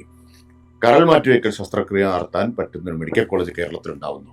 മറ്റെല്ലായിടത്തും ദശലക്ഷക്കണക്കിന് രൂപ മുടക്കാൻ കഴിയുന്നവന് മാത്രം ഈ സൗകര്യം ഉണ്ടാവുമ്പോൾ കേരളത്തിൽ പാവപ്പെട്ടവനും ഈ സൗകര്യം ഉണ്ടാവുന്നു. അതൊരു സമരമാണ്. അതിദാരിദ്ര്യം ഇല്ലാതാക്കാൻ പ്രത്യേകം പദ്ധതി ആവിഷ്കരിക്കുന്നു. ഓരോ കുടുംബത്തിനും പ്രത്യേകം മൈക്രോ പ്ലാൻ ഉണ്ടാക്കുന്നു. വീടില്ലാത്തവർക്ക് വീട് കൊടുക്കുന്നു, ഭൂമി ഉറപ്പാക്കുന്നു. അത് ഒരു സമരമാണ്. അപ്പോൾ എന്താണ് സച്ചിദാനന്ദ മാഷ് പ്രതിപക്ഷം എന്നുകൊണ്ട് ഉദ്ദേശിക്കുന്നത്? ഇന്ത്യയിലെ ഒരേ ഒരു പ്രതിപക്ഷം ഇടതുപക്ഷമാണ്. കേന്ദ്രത്തിലെ BJP ഗവൺമെന്റ്, വിവിധ സംസ്ഥാനങ്ങളിലിരിക്കുന്ന മറ്റെല്ലാ ഗവൺമെന്റുകൾ ഈ ഉദാരവൽക്കരണ നയം എന്താണ്? സാമൂഹ്യ മേഖലയിൽ നിന്ന് പിന്മാറുക, പൊതു ചെലവുകൾ വെട്ടിച്ചുരുക്കുക, ക്ഷേമ പദ്ധതികൾ വെട്ടിച്ചുരുക്കുക. ഈ നയം പിന്തുടരുമ്പോൾ അതിന് എതിരായ പ്രതിപക്ഷ നയം, ബദൽ നയം എന്നതിനേക്കാൾ കുറച്ചുകൂടി പറഞ്ഞാൽ പ്രതിപക്ഷ നയം നടപ്പാക്കുകയും അത് വിജയകരമാണെന്ന് തെളിയിക്കുകയും ചെയ്തൊരു ഗവൺമെന്റാണ്. അത് നടപ്പാക്കി പരാജയപ്പെടുകയല്ല ചെയ്തത്, അത് വിജയകരമാണെന്ന് തെളിയിക്കുകയും ചെയ്തത്. അപ്പം ഞാൻ നോക്കൂ, ഇത് അധികാരം ഒരു സമരമാർഗം എന്ന് പറയുന്നതിന് ഉദാഹരണം ഇഷ്ടം പോലെ നമുക്ക് പറയാം. രാജ്യത്താകെ ഞാനൊന്ന് പറഞ്ഞോട്ടെ, തീർക്കട്ടെ. രാജ്യത്താകെ കാണുന്നത് എന്താ? പാവപ്പെട്ടവന്റെ, ദളിതന്റെ, ന്യൂനപക്ഷങ്ങളുടെ വീടുകൾ ബുൾഡോസർ വെച്ച് ഇടിച്ച് നിരത്തുന്നതാണ്. അത് ഉത്തരേന്ത്യയിലെ BJP ഗവൺമെന്റും കർണാടകയിലെ കോൺഗ്രസ് ഗവൺമെന്റും ചെയ്യുന്നതാണ്. നമ്മളെന്താ ചെയ്യുന്നത്? 5 ലക്ഷം വീടായി ലൈഫ്. ആർക്കാ കിട്ടുന്നത്? ഈ പാവപ്പെട്ടവർക്കാണ് കിട്ടുന്നത്. അതുകൊണ്ട് മാഷ് കരുതുന്നത് പോലെയല്ല. ഞാൻ ഇടതുപക്ഷത്തെ സംബന്ധിച്ച് അധികാരം തന്നെ ഒരു സമരത്തിനുള്ള ഉപകരണമാണ്. പക്ഷെ അധികാരം നിങ്ങളെ ദുഷിപ്പിക്കുന്നു എന്ന് സച്ചിദാനന്ദനെ പോലെ ലോകം ദുഷിപ്പിക്കുന്നു എന്ന് അദ്ദേഹം പറഞ്ഞില്ല. ദുഷിപ്പിച്ചേക്കാം. അദ്ദേഹത്തിൻ്റെത് ഭാവന കവിയാവുമ്പോൾ സ്വാഭാവികമായിട്ടും ഭാവനയുടെ ലോകത്തായിരിക്കുമല്ലോ അദ്ദേഹം പ്രധാനമായിട്ടുണ്ടാവും. അപ്പം അദ്ദേഹം ആശങ്കപ്പെടുകയാണ്. അത് കുറച്ച് ഇമാജിനറിയാണ്. എന്നാൽ അതിന് സാധ്യതയില്ല എന്നല്ല ഞാൻ പറയുന്നത്. ഈ സമൂഹത്തിലാണ് കമ്മ്യൂണിസ്റ്റുകാരൻ പ്രവർത്തിക്കുന്നത്, ഇടതുപക്ഷവും പ്രവർത്തിക്കുന്നത്. അതിൻ്റെ ദുഷ്പ്രവണതകൾ വന്നേക്കാം. അത് ഞങ്ങൾ തന്നെ കണ്ടിട്ടുണ്ട് എന്നതാണല്ലോ പാർട്ടി രേഖ ഉദ്ധരിച്ച് പറഞ്ഞത്. അപ്പോൾ പ്രധാനം എന്താണ്? അദ്ദേഹം അങ്ങനെ പറഞ്ഞാൽ നമുക്ക് അത് ന്യായമായ കാര്യമാണ്, മനസ്സിലാക്കാം. നിങ്ങൾ ജാഗ്രത പുലർത്തണം. നിങ്ങൾ ഇതിനെതിരെ സ്വയം സമരം ചെയ്യണം, അകത്ത് സമരം ചെയ്യണം. പാർട്ടിക്കകത്ത് സമരം ചെയ്യണം, ഇടതുപക്ഷക്കാർ നിരന്തരമായി അവനവനോട് സമരം ചെയ്തുകൊണ്ടിരിക്കണം എന്നൊക്കെ പറയുമ്പോൾ അത് വളരെ ശരിയുമാണ് അങ്ങനെ പറയുന്നത്. പക്ഷെ അതിന് പകരം ഇനി ഈ ദുഷ്പ്രവണതകളൊന്നും ഇല്ലാത്തവർക്ക് അവസരം കൊടുക്കാൻ മാറി നിൽക്കാനാണോ പറയുന്നത്? ആണോ? ആർക്ക് അവസരം കൊടുക്കാനാണ് മാറി നിൽക്കാൻ പറയുന്നത്? ഈ ദുഷ്പ്രവണതകൾ കൊണ്ട് ജനങ്ങൾ പുറന്തള്ളിയ ഒരു കൂട്ടർക്ക് നിങ്ങളൊരു അവസരം കൊടുക്കൂ. യഥാർത്ഥത്തിൽ അതെന്താ സംഭവിക്കുക? അത് ഇടതുപക്ഷം നശിക്കും എന്നുള്ളതല്ല യഥാർത്ഥ പ്രശ്നം, കേരളം നശിക്കും എന്നാണ്. പക്ഷേ ഇതിനകത്ത് ഇപ്പോൾ നേരത്തെ ശ്രീ എം വി രാജേഷ് ഹിമന്ത ബിശ്വ ശർമ്മയെ കുറിച്ച് പറഞ്ഞല്ലോ. കോൺഗ്രസിൽ നിന്ന് BJP-യിലെത്തി അസമിന്റെ മുഖ്യമന്ത്രിയായിട്ടുള്ള ആളാണ് ഹിമന്ത ബിശ്വ ശർമ്മയുടെ ഏറ്റവും കൂടുതൽ. असम के सीएम हेमंत बिस्वा शर्मा हाथ में बंदूक ताने हुए निशाने पर दो लोग दिखाए जा रहे हैं। एक सफेद बनियान सफेद टोपी पहने हुए, दूसरे की भूरे नारंगी रंग की लंबी दाढ़ी है। निशाना लगते लगते CGI से एक नकली गोली चलती है जो जाकर सीधे इन दोनों की तस्वीर पर लग जाती है। नेम प्लेट पर लिखा होता है पाईजान। बगल में एक और फोटो फ्रेम है जिस पर पाकिस्तान हाई कमीशन लिखा दिख रहा है। नीचे एक और ग्रुप फोटो है जो अपनी असम के सीएम हेमंत ഇതാണ് അവസ്ഥ. बिस्वा शर्मा നോക്കൂ, ഈ കാലഘട്ടത്തിലാണ് സച്ചിദാനന്ദ മാഷ് അങ്ങനെ പറയുന്നത്. അതിൻ്റെ ആഴം എത്രയാണെന്നാണ് താങ്കൾ നിരീക്ഷിക്കുന്നത്? നേരത്തെ രാജേഷ് അതിന് വിശദമായി പറഞ്ഞല്ലോ. അരുണാചൽ പ്രദേശ് മുതൽ മറ്റത്തൂർ വരെ കെ സുരേന്ദ്രൻ 35 മുതൽ 40 വരെ കിട്ടിയാൽ ഞങ്ങൾ അധികാരം പിടിക്കും എന്ന് പറഞ്ഞിടത്ത് നിന്ന് പിന്നീട് രണ്ടാമതും ആ ചോദ്യം ആവർത്തിച്ചപ്പോൾ മറ്റത്തൂരിൽ ഞങ്ങൾ 4 സീറ്റ് ജയിച്ചപ്പോൾ പഞ്ചായത്ത് ഭരണം പിടിച്ചില്ലേ എന്നാണ് ചോദിച്ചത്. ഒറ്റ കാര്യം ഞാൻ കൂട്ടിച്ചേർത്തോട്ടെ. ഈ മുസ്ലിമിന്റെ ചിത്രത്തിന് നേരെ ഉന്നം പിടിക്കുന്ന ഹിമന്ത ബിശ്വ ശർമ്മയിലേക്ക് ഗോൾവാൾക്കറിന്റെ ചിത്രത്തിന്റെ മുമ്പിൽ വിളക്ക് കൊളുത്തിയ സതീശനിലേക്കും ഉള്ള ദൂരം വളരെ കുറവാണ്. പക്ഷേ ഇവിടെയുള്ള ഒരു പ്രധാനപ്പെട്ട പ്രശ്നം, അത് സച്ചിദാനന്ദ മാഷിന്റെ ഒക്കെ ഒരു പ്രോബ്ലം അവിടെയാണ് കിടക്കുന്നത്. അതായത് ഈ യഥാർത്ഥത്തിൽ ഇപ്പോഴത്തെ ഒരു ഭരണവർഗത്തിന്റെ സ്വഭാവം എന്താണ് എന്നുള്ളത് അദ്ദേഹം മനസ്സിലാക്കുന്നില്ല എന്നുള്ളതാണ് അതിന്റെ ഏറ്റവും പ്രധാനപ്പെട്ട ഒരു പ്രശ്നമായിട്ട് കിടക്കുന്നത്. അദ്ദേഹം കാണുന്നത് നരേന്ദ്രമോദി ഹിന്ദുത്വ വർഗീയത, അത് ഫാസിസമാണ് എന്നുള്ളൊരൊറ്റ ലോജിക്കിലാണ് നിൽക്കുന്നത്. ഈ ഫാസിസത്തെ യഥാർത്ഥത്തിൽ വളർത്തിക്കൊണ്ടുവന്നത്, ഇത്തരത്തിലുള്ള ഫാസിസ്റ്റിക് പ്രവണതകൾ ശക്തിപ്പെടുത്തിക്കൊണ്ടുവന്നത് ഇവിടുത്തെ കോർപ്പറേറ്റ് മുതലാളിത്തം. അപ്പൊ ഈ കോർപ്പറേറ്റ് ക്യാപിറ്റലിസം അല്ലെങ്കിൽ സാമ്രാജ്യത്വം തുടങ്ങിയിട്ടുള്ള വാക്കുകൾ അത് ഒരിക്കലും തന്നെ സച്ചിദാനന്ദ മാഷിന്റെ വായിൽ നിന്ന് വരുന്നില്ല എന്നുള്ളതാണ് ശ്രദ്ധിക്കേണ്ട ഏറ്റവും പ്രധാനപ്പെട്ട പ്രശ്നങ്ങൾ. അദ്ദേഹത്തിനെ സംബന്ധിച്ചിടത്തോളം അദ്ദേഹം ഫാസിസം എന്ന് കാണുന്നത് ഒരു മതവർഗീയ ഫാസിസത്തെ കുറിച്ച് മാത്രമാണ്. അങ്ങനെയുള്ള മതവർഗീയ ഫാസിസത്തെ കുറിച്ച് പറയുന്ന സമയത്ത് നമ്മൾ ഇതുപോലെയുള്ള മതവർഗീയതയ്ക്ക്, ഏത് മതവർഗീയതയായാലും അതിന് ഫാസിസ്റ്റായിട്ട് മാറാനുള്ള ഒരു പൊട്ടൻഷ്യൽ ഉണ്ട് എന്നുള്ളത് അദ്ദേഹം കാണുന്നില്ല. നിങ്ങൾക്കിപ്പോൾ ഇപ്പോൾ പറഞ്ഞ പോലെ തന്നെ ഇപ്പോൾ മറ്റേ സവർക്കറും മറ്റേ അത് ഗോൾവാൾക്കറിന്റെ ഇത് വെച്ചുകൊണ്ട് സതീശൻ ഇത്തരത്തിൽ പറയുന്ന അതേ സതീശൻ തന്നെയാണ് ജമാഅത്തെ ഇസ്ലാമിക്ക് മതവർഗീയ സ്വഭാവം ഇല്ല എന്നും ഇപ്പോൾ അവരൊരു മോഡേൺ പൊളിറ്റിക്കൽ പാർട്ടിയായിട്ട് മാറിക്കൊണ്ടിരിക്കുകയാണെന്നുള്ള നിലപാടെടുക്കുന്നു. അപ്പൊ അത് കാണിക്കുന്ന ഒരു പ്രധാനപ്പെട്ട സംഗതി, സതീശനെ പോലെയുള്ള രാഷ്ട്രീയക്കാരനെ സംബന്ധിച്ചിടത്തോളം ജമാഅത്തെ ഇസ്ലാമിക്കകത്ത് നിലനിൽക്കുന്ന മതവർഗീയ ഫാസിസ്റ്റ് സ്വഭാവത്തെ തിരിച്ചറിയുന്നില്ല എന്നുള്ളത് മാത്രമല്ല, അവരുമായിട്ട് സന്ധി ചെയ്യാനായിട്ടൊരു പ്രയാസവുമില്ല എന്നുള്ളത്. അത് പരസ്യമായിട്ട്, ഞാനത് പരസ്യമായിട്ട് സ്റ്റേറ്റ്മെന്റ് ആയിട്ട് പറഞ്ഞൊരു കാര്യങ്ങളാണ്. ഇതേ രീതിയിൽ തന്നെ അദ്ദേഹത്തിനെ സംബന്ധിച്ചിടത്തോളം ഇപ്പോൾ ഒരു സാധാരണ ഒരു കോൺഗ്രസ്സുകാരനെ സംബന്ധിച്ചിടത്തോളം ഇന്ന് കോൺഗ്രസും BJPയും തമ്മിലുള്ള വേർതിരിവുകൾ എന്ന് പറയുന്നത് വളരെ വളരെ ലോലമാണ്. കാരണം നമ്മളിപ്പോൾ BJPയിലേക്ക് പോയിക്കൊണ്ടിരിക്കുന്ന ആളുകൾ, ഇപ്പോൾ പല സ്ഥലങ്ങളിൽ നിന്ന് BJPയിലേക്ക് ആളുകൾ പോയിക്കൊണ്ടിരിക്കുകയാണ്. അതിൽ ബഹുഭൂരിപക്ഷം പേര് നമ്മൾ ശ്രദ്ധിച്ചു കഴിഞ്ഞാൽ അവര് ഇത്തരത്തിലുള്ള ഒന്നുകിൽ കോൺഗ്രസ്സുകാരാണ് അല്ലെങ്കിൽ ഹിന്ദുക്കളാണ്, അത്തരത്തിലുള്ള ആളുകളാണ് പോയിക്കൊണ്ടിരിക്കുന്നത്. അങ്ങനെ പോയിക്കൊണ്ടിരിക്കുന്ന ആളുകൾ തന്നെയാണ് ഈ ഹേമന്ത് ബിശ്വ ശർമ്മ പോലുള്ള ആളുകൾ. അതായത് കോൺഗ്രസിന്റെ ഒരു PCC പ്രസിഡന്റ് ആയിട്ടുള്ള ആള് ഏറ്റവും മൊരത്ത ആന്റി മുസ്ലിം, ഇവിടുത്തെ ഏറ്റവും കൃത്യമായിട്ട് NPM നടപ്പിലാക്കുന്ന, ഇവിടുത്തെ ഏറ്റവും കൃത്യമായിട്ട് നമ്മളുടെ രജിസ്റ്റർ കൃത്യമായിട്ട് നടപ്പിലാക്കിയിട്ട് ഏറ്റവും കൂടുതൽ ആളുകളെ, അതിലൊരു മുൻ കോൺഗ്രസ് മുഖ്യമന്ത്രിയായിരുന്ന അൻവാര തൈമൂർ അടക്കമുള്ള ആൾക്കാരെ ഇവര് മുഴുവനും യഥാർത്ഥത്തിൽ ഇവിടെ എന്താ പറയണ്ടേ, അവര് വോട്ടേഴ്സ് അല്ല എന്ന് പ്രഖ്യാപിച്ച ആളാണ്. അപ്പൊ അങ്ങനെ ഇതിൽ അൻവാര തൈമൂറിനെ പോലെയുള്ള ഒരു മുൻ ജസ്റ്റിസ്, സുപ്രീം കോടതി ജസ്റ്റിസും അതിൻ്റെ അകത്ത് വിടുന്നുണ്ട്. അങ്ങനെ പ്രഖ്യാപിച്ച ആളാണ് ഹേമന്ത് ബിശ്വ ശർമ്മ. അത്തരത്തിലുള്ള ആളുകൾ അവരും കോൺഗ്രസ്സുകാരായിരുന്നു എന്നുള്ള കാര്യം ശ്രദ്ധിക്കണം. ഇതേപോലെ തന്നെയാണ് നമുക്ക് ഇന്ത്യയിൽ ഒട്ടാകെയുള്ള വ്യത്യസ്ത പ്രദേശങ്ങളിലുള്ള ആളുകൾ ഇതേ തരത്തിലുള്ള കോൺഗ്രസ്സുകാർ ഇതേപോലത്തെ ആളുകൾ തന്നെയാണ്. BJPക്ക് ഉദാഹരണം പറയുകയാണെങ്കിൽ, ഇപ്പൊ പറയാത്തൊരു കാര്യം കൂടി BJP ഡൽഹിയിൽ യഥാർത്ഥത്തിൽ BJP ജയിച്ചത് എങ്ങനെയാണ്? ആം ആദ്മി പാർട്ടിയും കോൺഗ്രസും തമ്മിൽ യഥാർത്ഥത്തിൽ സഖ്യം ഉണ്ടായിരുന്നെങ്കിൽ BJP ജയിക്കില്ലായിരുന്നു, വളരെ ക്ലിയർ ആയിട്ട് ജയിക്കില്ല. പക്ഷെ ആരാ പൊളിച്ചത്? കോൺഗ്രസ് ആണ് പൊളിച്ചത്. ഇത് നമ്മൾ കാണാതിരുന്നു. ഇതിന്റെ അർത്ഥം ഒരു സ്ഥലത്തും കോൺഗ്രസിന് മുൻകൈയുള്ള അവരുടെ ഒരു ഏകപക്ഷീയമായിട്ടുള്ള ഒരു ആധിപത്യം നിലനിർത്തുന്ന ആ വാദത്തിന്റെ അടിസ്ഥാനത്തിലുള്ള മുന്നണിക്ക് മാത്രം അവർ എന്തെങ്കിലും തരത്തിൽ പ്രാധാന്യം കൊടുക്കുന്നുള്ളൂ. സച്ചിദാനന്ദ മാഷ് വിചാരിക്കുന്ന പോലെ കോൺഗ്രസ് ഇടതുപക്ഷവും തമ്മിലുള്ള മുന്നണിക്ക് ആദ്യം എതിർ നിൽക്കുന്ന കോൺഗ്രസ് ആയിരിക്കും. നമുക്കിത് സച്ചിദാനന്ദ മാഷ്ക്ക് തിരിച്ചറിയാൻ കഴിയാതെ, ഇപ്പൊ ഞാൻ ഈ ദൃശ്യങ്ങൾ കാണിക്കാനുള്ള ഒരു പ്രധാനപ്പെട്ട കാരണം എന്ന് പറയുന്നത് വെച്ച് കഴിഞ്ഞാൽ, ഇതാണ് കോൺഗ്രസ്സുകാരനിൽ നിന്ന് BJP പരകായ പ്രവേശം ഉണ്ടായപ്പോൾ സംഭവിച്ചിട്ടുള്ള കാര്യം എന്നുള്ളതാണ്. ഇന്ത്യയിൽ തന്നെ ന്യൂനപക്ഷങ്ങൾക്ക്, മുസ്ലിങ്ങൾക്കായാലും ക്രിസ്ത്യൻ വിഭാഗത്തിനായാലും തോളോട് തോൾ ചേർന്ന് ജീവിക്കാൻ കഴിയുന്ന ഒരേ ഒരു പ്രദേശം കേരളമാണ്. അതിൻ്റെ കാരണക്കാർ ഇടതുപക്ഷമാണ് എന്ന് അറിയുന്ന ആളായിരിക്കില്ലേ സച്ചിദാനന്ദ മാഷ്. അപ്പോൾ അവിടെയൊക്കെ നിങ്ങൾ കോൺഗ്രസ്സിനെ അല്ലെങ്കിൽ ഈ പറയുന്ന പഴയ BJP അധികാരത്തിലേക്ക് എത്തിക്കുന്നതിന് കാരണമായിട്ടുള്ള ഒരു സംവിധാനത്തെ തിരികെ കൊണ്ടുവരണമെന്ന അദ്ദേഹം ചിന്തിക്കുന്നത് എങ്ങനെയാണെന്നാണ് താങ്കൾ മനസ്സിലാക്കുന്നത്? അത് വളരെ ലളിതവൽക്കരണവുമാണ്. സച്ചിദാനന്ദ മാഷെ പോലെ വളരെ ആഴത്തിൽ രാഷ്ട്രീയം പറഞ്ഞിരുന്ന ഒരാൾ ഒരു കാലത്ത്, അദ്ദേഹത്തിൽ നിന്ന് നമുക്ക് അതിശയം തോന്നുന്ന തരത്തിലുള്ള ഒരു ഉപരിപ്ലവമായ വിശകലനവുമാണത്. കാരണം ഇപ്പോൾ പറഞ്ഞല്ലോ, നമ്മൾ ഇന്ത്യയിൽ ഒരു വർഗീയ സംഘർഷം പോലും നടക്കാത്ത സ്ഥലം ഈ കേരളമാണ് എന്നുള്ളത് മാഷക്ക് അറിയാത്ത കാര്യമില്ല. BJPയുടെ ഈ പോളറൈസേഷൻ്റെ പൊളിറ്റിക്സ് എന്തുകൊണ്ടാണ് കേരളത്തിൽ മാത്രം പ്രവർത്തിക്കാത്തത്? ബാക്കി എല്ലായിടത്തും BJP എങ്ങനെ കയറി വന്നത് ഈ വർഗീയ രാഷ്ട്രീയം പ്രയോഗിച്ചാണ്. ആസാം അതിൻ്റെ ഏറ്റവും വലിയ ഉദാഹരണമാണ്.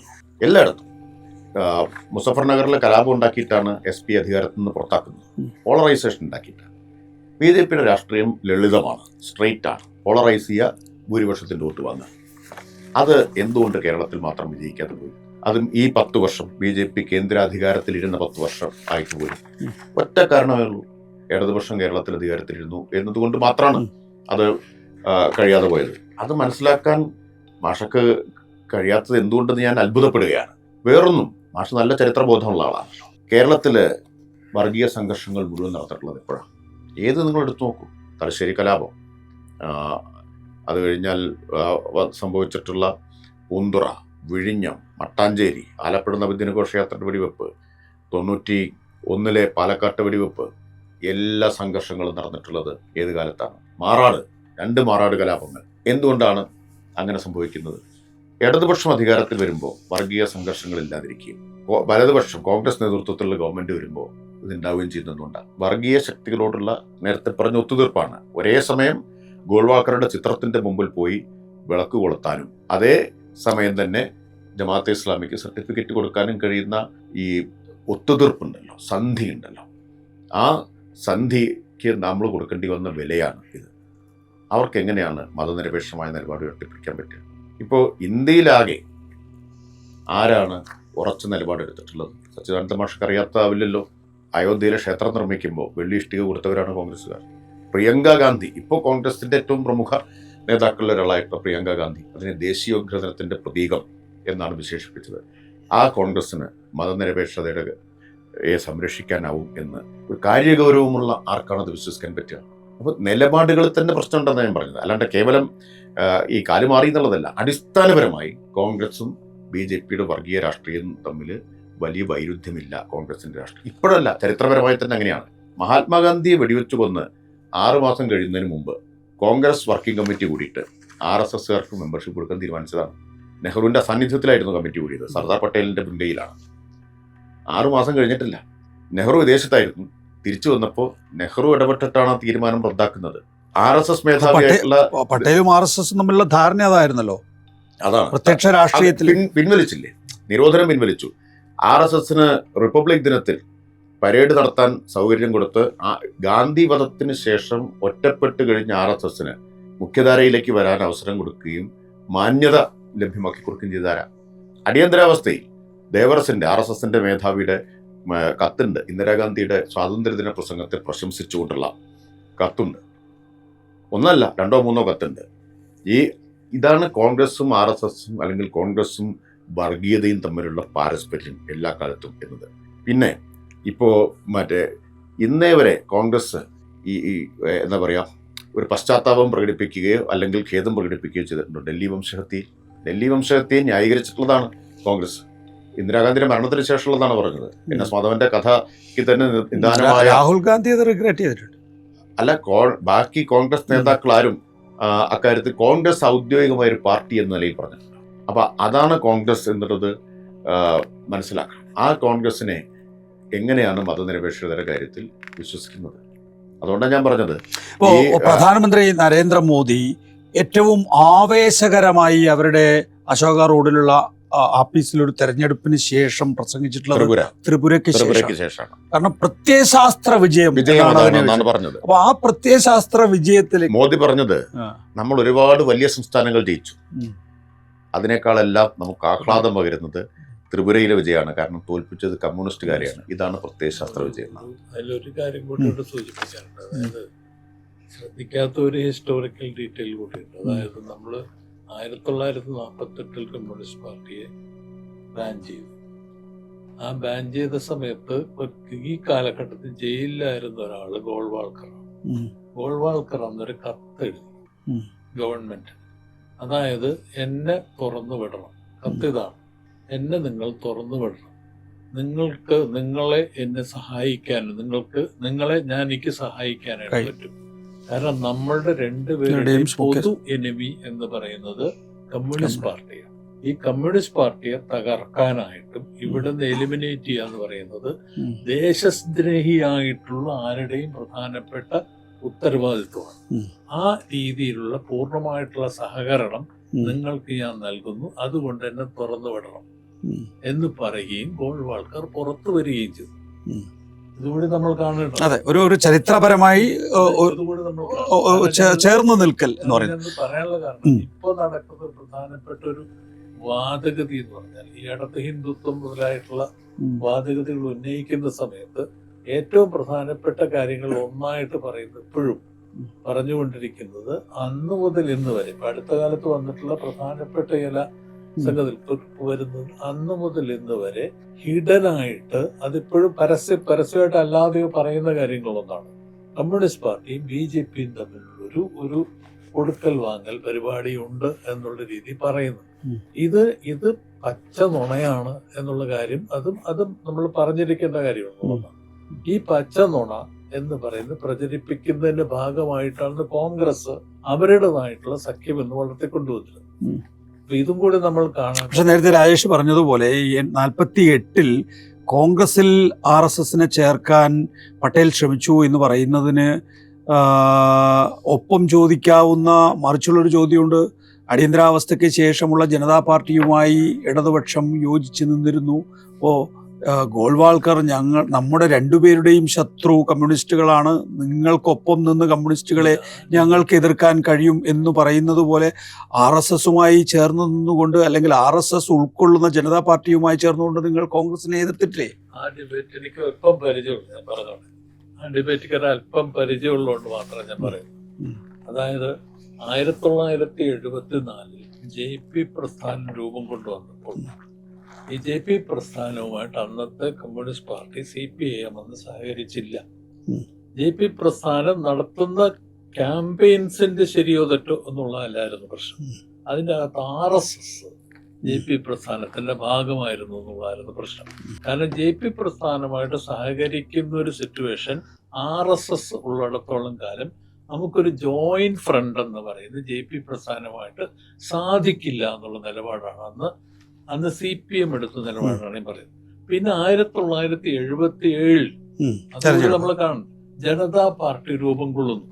ഈ ജനതാ പാർട്ടി രൂപം കൊള്ളുമ്പോൾ ആ സമയത്ത് അവിടുത്തെ അന്ന് ശക്തമായിട്ട് മറ്റേ എമർജൻസിയെ പ്രതിരോധിച്ച പാർട്ടി എന്നുള്ളത് CPIM അവിടെ പുറത്തുണ്ട്. ഈ CPIM അന്ന് ചർച്ച നടന്നു. ആ ചർച്ച നടന്നപ്പോൾ അപ്പോഴും പ്രധാനമായിട്ടും നമ്മൾ ഇത്തരത്തിലുള്ള കോമ്പിനേഷനിൽ നമ്മൾ ചേരുകയില്ല, നമ്മൾ സ്വതന്ത്രമായിട്ട് നിൽക്കുക മാത്രമേ ഉള്ളൂ. പക്ഷേ രണ്ട് കാരണങ്ങൾ കൊണ്ട് അന്നാണ് CPM-ന് സ്വന്തം ഇത് വെച്ചിട്ട് ഒരിക്കലും ചേരാനായിട്ട് സാധിക്കുകയില്ല. അത് ഒന്നാമത്തെ പ്രശ്നം. രണ്ടാമത്തെ പ്രശ്നം, നിങ്ങൾ ഇപ്പോൾ ജോയിൻ ചെയ്യുന്ന സംഗതിയിൽ അതിൽ അടൽ ബിഹാരി വാജ്പേയി ഓൾറെഡി അതിന്റെ ഭാഗമായിട്ട് നിൽക്കുന്നുണ്ട്. ഈ ജനതാ പാർട്ടി കോമ്പിനേഷന്റെ അകത്ത് അപ്പോൾ തന്നെ അടൽ ബിഹാരി വാജ്പേയി അതിനകത്തുണ്ട്. അങ്ങനെയുള്ള അടൽ ബിഹാരി വാജ്പേയിയുമായിട്ട് ബന്ധപ്പെട്ടുള്ള ഒരു സംഗതിക്കും ഒരു തരത്തിലും ബന്ധപ്പെടുകയില്ല എന്നുള്ള നിലപാടാണ് എടുത്തത്. അതുകൊണ്ട് ഒരിക്കലും തന്നെ ഒരു ജോയിന്റ് ഫ്രണ്ടിന്റെ ഭാഗമായിട്ട് മന്ത്രിസഭയിൽ പക്ഷെ തെരഞ്ഞെടുപ്പിൽ ഒന്നിച്ച് മത്സരിച്ചിരുന്നു. ഇല്ല, അവിടെ തെറ്റാണ്. കാരണം അവിടെ ഒന്നിച്ചല്ല മത്സരിച്ചത്, പരസ്പരം പ്രചരണം നടത്തിയിരുന്നു. ഒന്നിച്ചല്ല മത്സരിച്ചത്. അവിടെ നിങ്ങൾക്ക് അടിയന്തരാവസ്ഥക്കെതിരായിട്ടുള്ള അടിയന്തരാവസ്ഥ പെർപെട്രേറ്റ് ചെയ്തിട്ടുള്ള ഒരു അമിതാധികാര ഒരു കോമ്പിനേഷനാണ് കോൺഗ്രസിന്റെ നേതൃത്വത്തിൽ അപ്പുറത്ത് നിൽക്കുന്നത്. അവർ അടിയന്തരാവസ്ഥ പിൻവലിച്ചിട്ടേ ഉള്ളൂ. ബാക്കി അടിയന്തരാവസ്ഥയുടെ ഒരു നടപടിക്രമങ്ങൾ അവർ മാറ്റിയിട്ടില്ല, ഒന്നുപോലും. മിസ അടക്കം അന്ന് വിഡ്രോ ചെയ്തിരുന്നില്ല.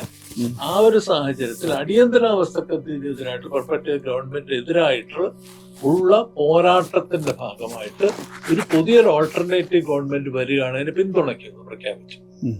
അതാണ് സംഭവിച്ചത്. കാരണം അതിനെയാണ് ഈ പറയുന്ന രീതിയിൽ വളച്ചൊടിക്കുന്നത് എന്നുള്ളതാണ് ഞാൻ സൂചിപ്പിക്കുന്നത്. ശ്രീ ഗണേഷ് മാഷ് ഒരു മാർക്സിസ്റ്റ് സൈദ്ധാന്തികൻ കൂടിയാണ്. പക്ഷേ ഈ സച്ചിദാനന്ദൻ്റെ ഏറ്റവും ഒടുവിലുള്ള ഫേസ്ബുക്ക് പോസ്റ്റിൽ ഗ്രാംഷിയും റോസ ലക്സംബർഗിനെയും ഒക്കെ പറയുന്നുണ്ട്. അതിനകത്ത് ഈ after the decline of Leninism and the demise of Stalinism ഉണ്ടായിട്ടുള്ള ഒരു കൺസെപ്ച്വലായിട്ടുള്ള ഡെമോക്രസിയെക്കുറിച്ചുള്ള അവബോധത്തെ വിശദീകരിക്കുന്നുണ്ട്. ആ വിശദീകരണം എന്ന് പറയുന്നത് ഈ ഏകാധിപത്യ പ്രവണത പിൽക്കാലത്ത് ദുരധികാരമായി മാറും എന്നും അതാണ് യഥാർത്ഥത്തിൽ റഷ്യയുടെ അല്ലെങ്കിൽ സോവിയറ്റ് യൂണിയൻ്റെ തകർച്ചയെന്നും ഇപ്പോൾ ചൈനയിൽ ഒരു കൊളോണിയൽ സംവിധാനമായിട്ട് ചൈന മാറുന്നതിനെക്കുറിച്ചും ഒക്കെ ചൂണ്ടിക്കാണിച്ചിട്ടുള്ളത്. അങ്ങനെ ഒരു ഈഗിൾ വ്യൂ ഉള്ള ഒരാളാണ് കവി അല്ലെങ്കിൽ ഒരു മാർക്സിസ്റ്റ് വായനക്കാരൻ കൂടിയായിട്ടുള്ള സച്ചിദാനന്ദൻ എന്ന് പറയുന്നത്. അപ്പോൾ ആ കേൾവി നമുക്ക് വേണം എപ്പോഴും. അല്ല, അത് എല്ലാ കാലത്തും കേട്ടിട്ടുണ്ടല്ലോ. അദ്ദേഹത്തിൻ്റെ വിമർശനങ്ങളും മറ്റു പലരുടെയും വിമർശനങ്ങളെ കേട്ടിട്ടുണ്ട്. അപ്പം അദ്ദേഹം എപ്പോഴാണ് ഇടതുപക്ഷത്തെ വിമർശിക്കാതിരുന്നിട്ടുള്ളത്? വിമർശിച്ചുകൊണ്ട് തന്നെയല്ലേ പലപ്പോഴും ഇടതുപക്ഷത്തിൻ്റെ കൂടെ നിന്നത്, അല്ലേ? ഇപ്പോൾ ഏറ്റവും ഒടുവിൽ ആശാസമരത്തിൻ്റെ സന്ദർഭത്തിൽ അദ്ദേഹം വിമർശിച്ചില്ലേ? ആരെങ്കിലും അസഹിഷ്ണുത പ്രകടിപ്പിച്ചിട്ടുണ്ടോ? ആരെങ്കിലും അദ്ദേഹത്തെ വിമർശിച്ചിട്ടുണ്ടോ? ഇല്ലല്ലോ. ആ വിമർശനങ്ങളെ ഉൾക്കൊള്ളേണ്ടതിനെ ഉൾക്കൊള്ളും, ചിലതിനോട് മൗനം പാലിച്ചിട്ടുണ്ട്. പ്രസക്തമല്ല എന്ന് തോന്നുന്നതിനോ ഞാൻ ഇടയിലൊന്ന് കയറിക്കോട്ടെ. അതായത് ഇതിനോടൊക്കെ ഇതൊരു ഇരട്ടത്താപ്പാണ് എന്ന് പറയാനുള്ള ഒരു ധൈര്യക്കുറവ് CPIM എന്ന പാർട്ടിക്കുണ്ടോ? ഇപ്പോൾ ആശാ സമരത്തിൽ ഇവിടെ വന്നിട്ട് അദ്ദേഹം ഞാനിലേക്ക് വരാം. അതിന് മുമ്പ് എനിക്ക് നേരത്തെ പറയാം. ഒന്ന്, ഇപ്പോൾ സോവിയറ്റ് മാതൃകയുമായിട്ടോ ഇപ്പോഴത്തെ ചൈനീസ് ഭരണ സംവിധാനമായിട്ടോ ഒന്നും കേരളത്തിലെ ഇടതുപക്ഷ ജനാധിപത്യ മുന്നണി ഗവൺമെന്റിനെ താരതമ്യപ്പെടുത്തുന്നതേ അർത്ഥമില്ലാത്ത കാര്യമാണ്. ഇന്ത്യയിൽ ഒന്ന് ഇത് ഒരു പ്രവിശ്യാധികാരം മാത്രമുള്ള പരിമിതമായ അധികാരം മാത്രമുള്ള ഒരു ഗവൺമെന്റാണ് കേരളത്തിലുള്ളത്. ദേശീയ തലത്തിലുള്ള സർക്കാരല്ല. ദേശീയ നയങ്ങളുടെ ഭരണഘടനയുടെയൊക്കെ ചട്ടക്കൂടിനകത്ത് പ്രവർത്തിക്കുന്നു. രണ്ട്, ലോകത്തെ ഏറ്റവും കൂടുതൽ പാർലമെന്ററി ജനാധിപത്യത്തിന്റെ അനുഭവമുള്ള ഒരു പാർലമെന്ററി ജനാധിപത്യ ഘടനയിൽ ആളുകൾക്കിടയിൽ പ്രവർത്തിച്ച അനുഭവം ഏറ്റവും കൂടുതൽ ഏറ്റവും ആദ്യമുള്ള കമ്മ്യൂണിസ്റ്റ് പാർട്ടി കേരളത്തിലേതാണ്. ആ ചരിത്രമൊക്കെ വിസ്മരിച്ചുകൊണ്ട് അദ്ദേഹം ഇങ്ങനെ താരതമ്യം നടത്തുന്നത് ഭയങ്കര അതിശയകരമായിട്ടാണ് എനിക്ക് തോന്നുന്നത്. അതെങ്ങനെയാണ് താരതമ്യം ശരിയാവുന്നത്? 57 ലോകത്ത് MP രാജേഷ് റോസ ലക്സംബർഗിന്റെ കൂടെയാണ്. അതിനെ അങ്ങനെ നമ്മൾ സമീകരിക്കരുത്. ഞാൻ പറഞ്ഞു വരുന്നത് ഈ പാർലമെന്ററി ജനാധിപത്യത്തിന്റെ അനുഭവങ്ങൾ ലോകത്ത് മറ്റെവിടെയുള്ള കമ്മ്യൂണിസ്റ്റുകാരേക്കാൾ കൂടുതൽ നമുക്കുണ്ടെന്നാണ് പറയുന്നത്. ആ വഴക്കം നമുക്കുണ്ട്. കേരളത്തിലെയും ഇന്ത്യയിലെയും കമ്മ്യൂണിസ്റ്റുകാർക്കുണ്ട് അതിനകത്ത് പ്രവർത്തിച്ചതിന്റെ വഴക്കം. ഏത് പാർലമെന്ററി സംവിധാനത്തിന്റെ? ബൂർഷ്വാ പാർലമെന്ററി ജനാധിപത്യ സംവിധാനത്തിനകത്തുള്ള ആ വഴക്കം ഉള്ളവരാണ് കേരളത്തിലെ കമ്മ്യൂണിസ്റ്റുകാർ. അതാണ് ജാക്ക് റാൻസിയർ പറയുന്നത്. ആ അനുഭവം ഉള്ളവരാണ്. അതിനകത്ത് നിന്നുകൊണ്ട് അതായത് ഈ പാർലമെന്ററി ജനാധിപത്യത്തിന്റെ പരിമിതികൾക്കകത്ത് നിന്നുകൊണ്ട് എത്രമാത്രം ആശ്വാസം ജനങ്ങൾക്ക് പകരാൻ കഴിയും എന്നും തെളിയിച്ചവരാണ് കേരളത്തിലെ സംശയമില്ലാത്ത. കേരളത്തിലും ബംഗാളിലും അതെ. ഭൂപരിഷ്കരണം ഉൾപ്പെടെയുള്ള കാര്യങ്ങൾ. അല്ല, ബംഗാളിൽ അങ്ങനെയാണോ എന്നുള്ളതാണ്. ബംഗാളിൽ അങ്ങനെ അല്ലാത്തത് കൊണ്ടും ഈ ദുരധികാരം ഏറ്റവും കൂടുതൽ നമ്മൾ ബംഗാളിലെ പ്രശ്നത്തെ നമ്മൾ അത് മാത്രമായിട്ട് ചുരുക്കിയിട്ടല്ല കാണേണ്ടത്. അത്തരം തെറ്റായ പ്രവണതകൾ ഉണ്ടായിട്ടുണ്ടെന്ന് പാർട്ടി തന്നെ വിലയിരുത്തിയതാണ്. അത് മാത്രമായിരുന്നില്ല അവിടുത്തെ കാരണം. വളരെ ആസൂത്രിതമായിട്ട് വലതുപക്ഷം ഒന്നിച്ച് അണിനിരന്ന് കടന്നാക്രമണം നടത്തി അതിലേക്ക് ഇടയാക്കിയിട്ടുള്ള പിഴവുകൾ സംഭവിച്ചിട്ടുണ്ടാവും. പക്ഷെ അതല്ലാതെ ഈ കൊഴിഞ്ഞു പോകുന്നത് പോലെ കൊഴിഞ്ഞു പോയതല്ലല്ലോ, ആക്രമിച്ച് തകർത്തതാണല്ലോ. ആക്രമിച്ച് തകർത്തത് ഞാൻ ഇടയിൽ കയറാൻ നേരത്തെ പറഞ്ഞ കാര്യം അതാണ്. അതിലേക്കാണ്. അല്ല, അത് ആ ഒരു ചോദ്യമായിട്ട് ഞാൻ ഉന്നയിക്കാം. അതായത് എന്തുകൊണ്ടാണ് സച്ചിദാനന്ദൻ പറയുന്നത് യുക്തിയില്ലാത്ത കാര്യമാണ് എന്നും അത് അപലപിച്ച് പാർട്ടിക്ക് മുന്നോട്ട് പോകാനും കഴിയാതിരിക്കുന്നത്? ഇപ്പോൾ ഉദാഹരണത്തിന് സെക്രട്ടേറിയറ്റിന് മുമ്പിൽ സച്ചിദാനന്ദൻ എത്തി ആശമാർ സമരം ചെയ്യുന്ന സമയത്ത് താങ്കൾ തന്നെ ഇന്ന് 2 തവണയായിട്ട് അത് വിശദീകരിക്കുകയും ചെയ്തു. 1000-1000-ആയി 2000 ഉറുപ്പ്യ വർദ്ധിപ്പിച്ചു കൊടുത്തു. കേന്ദ്ര സർക്കാരിന്റെ ബജറ്റിൽ 1 ഉറുപ്പ്യ കൂട്ടിക്കൊടുക്കുന്നില്ല. പക്ഷേ എവിടെയും പന്തലൊരുങ്ങുന്നില്ല, എവിടെയും സച്ചിദാനന്ദൻ മാഷുമാര് എത്തുന്നില്ല എന്നുള്ളതാണ്, വോയിസ് ചെയ്യുന്നില്ല എന്നുള്ളതാണ് അതിനെതിരെ. എന്നിട്ടും എന്തേ ഈ ഇരട്ടത്താപ്പ് നിങ്ങൾക്ക് ചൂണ്ടിക്കാണിക്കാൻ കഴിയും? ഞങ്ങളതിൽ സച്ചിദാനന്ദൻ മാഷെ പോലൊരാളെ കാണുന്നത് മിക്കപ്പോഴും ഇടതുപക്ഷത്തോടൊപ്പം നിന്നിട്ടുള്ള, എന്നാൽ ഞങ്ങളെ വിമർശിക്കുന്നതിൽ ഒരു മയവും മടിയും ഒരു ഘട്ടത്തിലും കാണിക്കാത്ത ഒരാളെന്ന നിലയിലാണ്. അപ്പം അത് തന്നെ ഇടതുപക്ഷത്തിന് വിമർശനങ്ങളോടുള്ള സഹിഷ്ണുത എത്രയുണ്ടെന്നുള്ളതിൻ്റെയും കൂടി ഒരു തെളിവാണത്. മാഷ് വിമർശിക്കാറുണ്ട്. വിമർശിച്ചു എന്നതുകൊണ്ട് അല്ലെങ്കിൽ മാഷ് ഇത്തരത്തിലുള്ള നിലപാടെടുത്തു എന്നതുകൊണ്ട് ശത്രുതാപരമായൊരു സമീപനം ഞങ്ങളൊരു കാലത്തും സ്വീകരിച്ചിട്ടില്ല. അതാണ്. അതുകൊണ്ട് മാഷെ കടന്നാക്രമിക്കാനും പോയിട്ടില്ല. പക്ഷേ it is evident that the virtual fool's paradise of the cyber crowds did not even try to understand the implications of what I was trying to convey, which was completely lost in the verbal bullfight of the Lilliput. ചോദ്യം പൂർത്തിയാക്കട്ടെ. പാർട്ടിയുടെ cyber ഗുണ്ടകൾ ഒരു virtual വിഡ്ഢി ലോകത്തെ ആണ് നിൽക്കുന്നതെന്നാണ് പറയുന്നത്. അപ്പോൾ നിങ്ങളെപ്പോലുള്ളവർ വളരെ polished ആയിട്ടുള്ള സമീപനം എടുക്കുക, എന്നിട്ട് നിങ്ങൾ നിങ്ങളുടെ വെർച്വൽ ഗുണ്ടകളെ ഉപയോഗിച്ച് ആക്രമിക്കുക.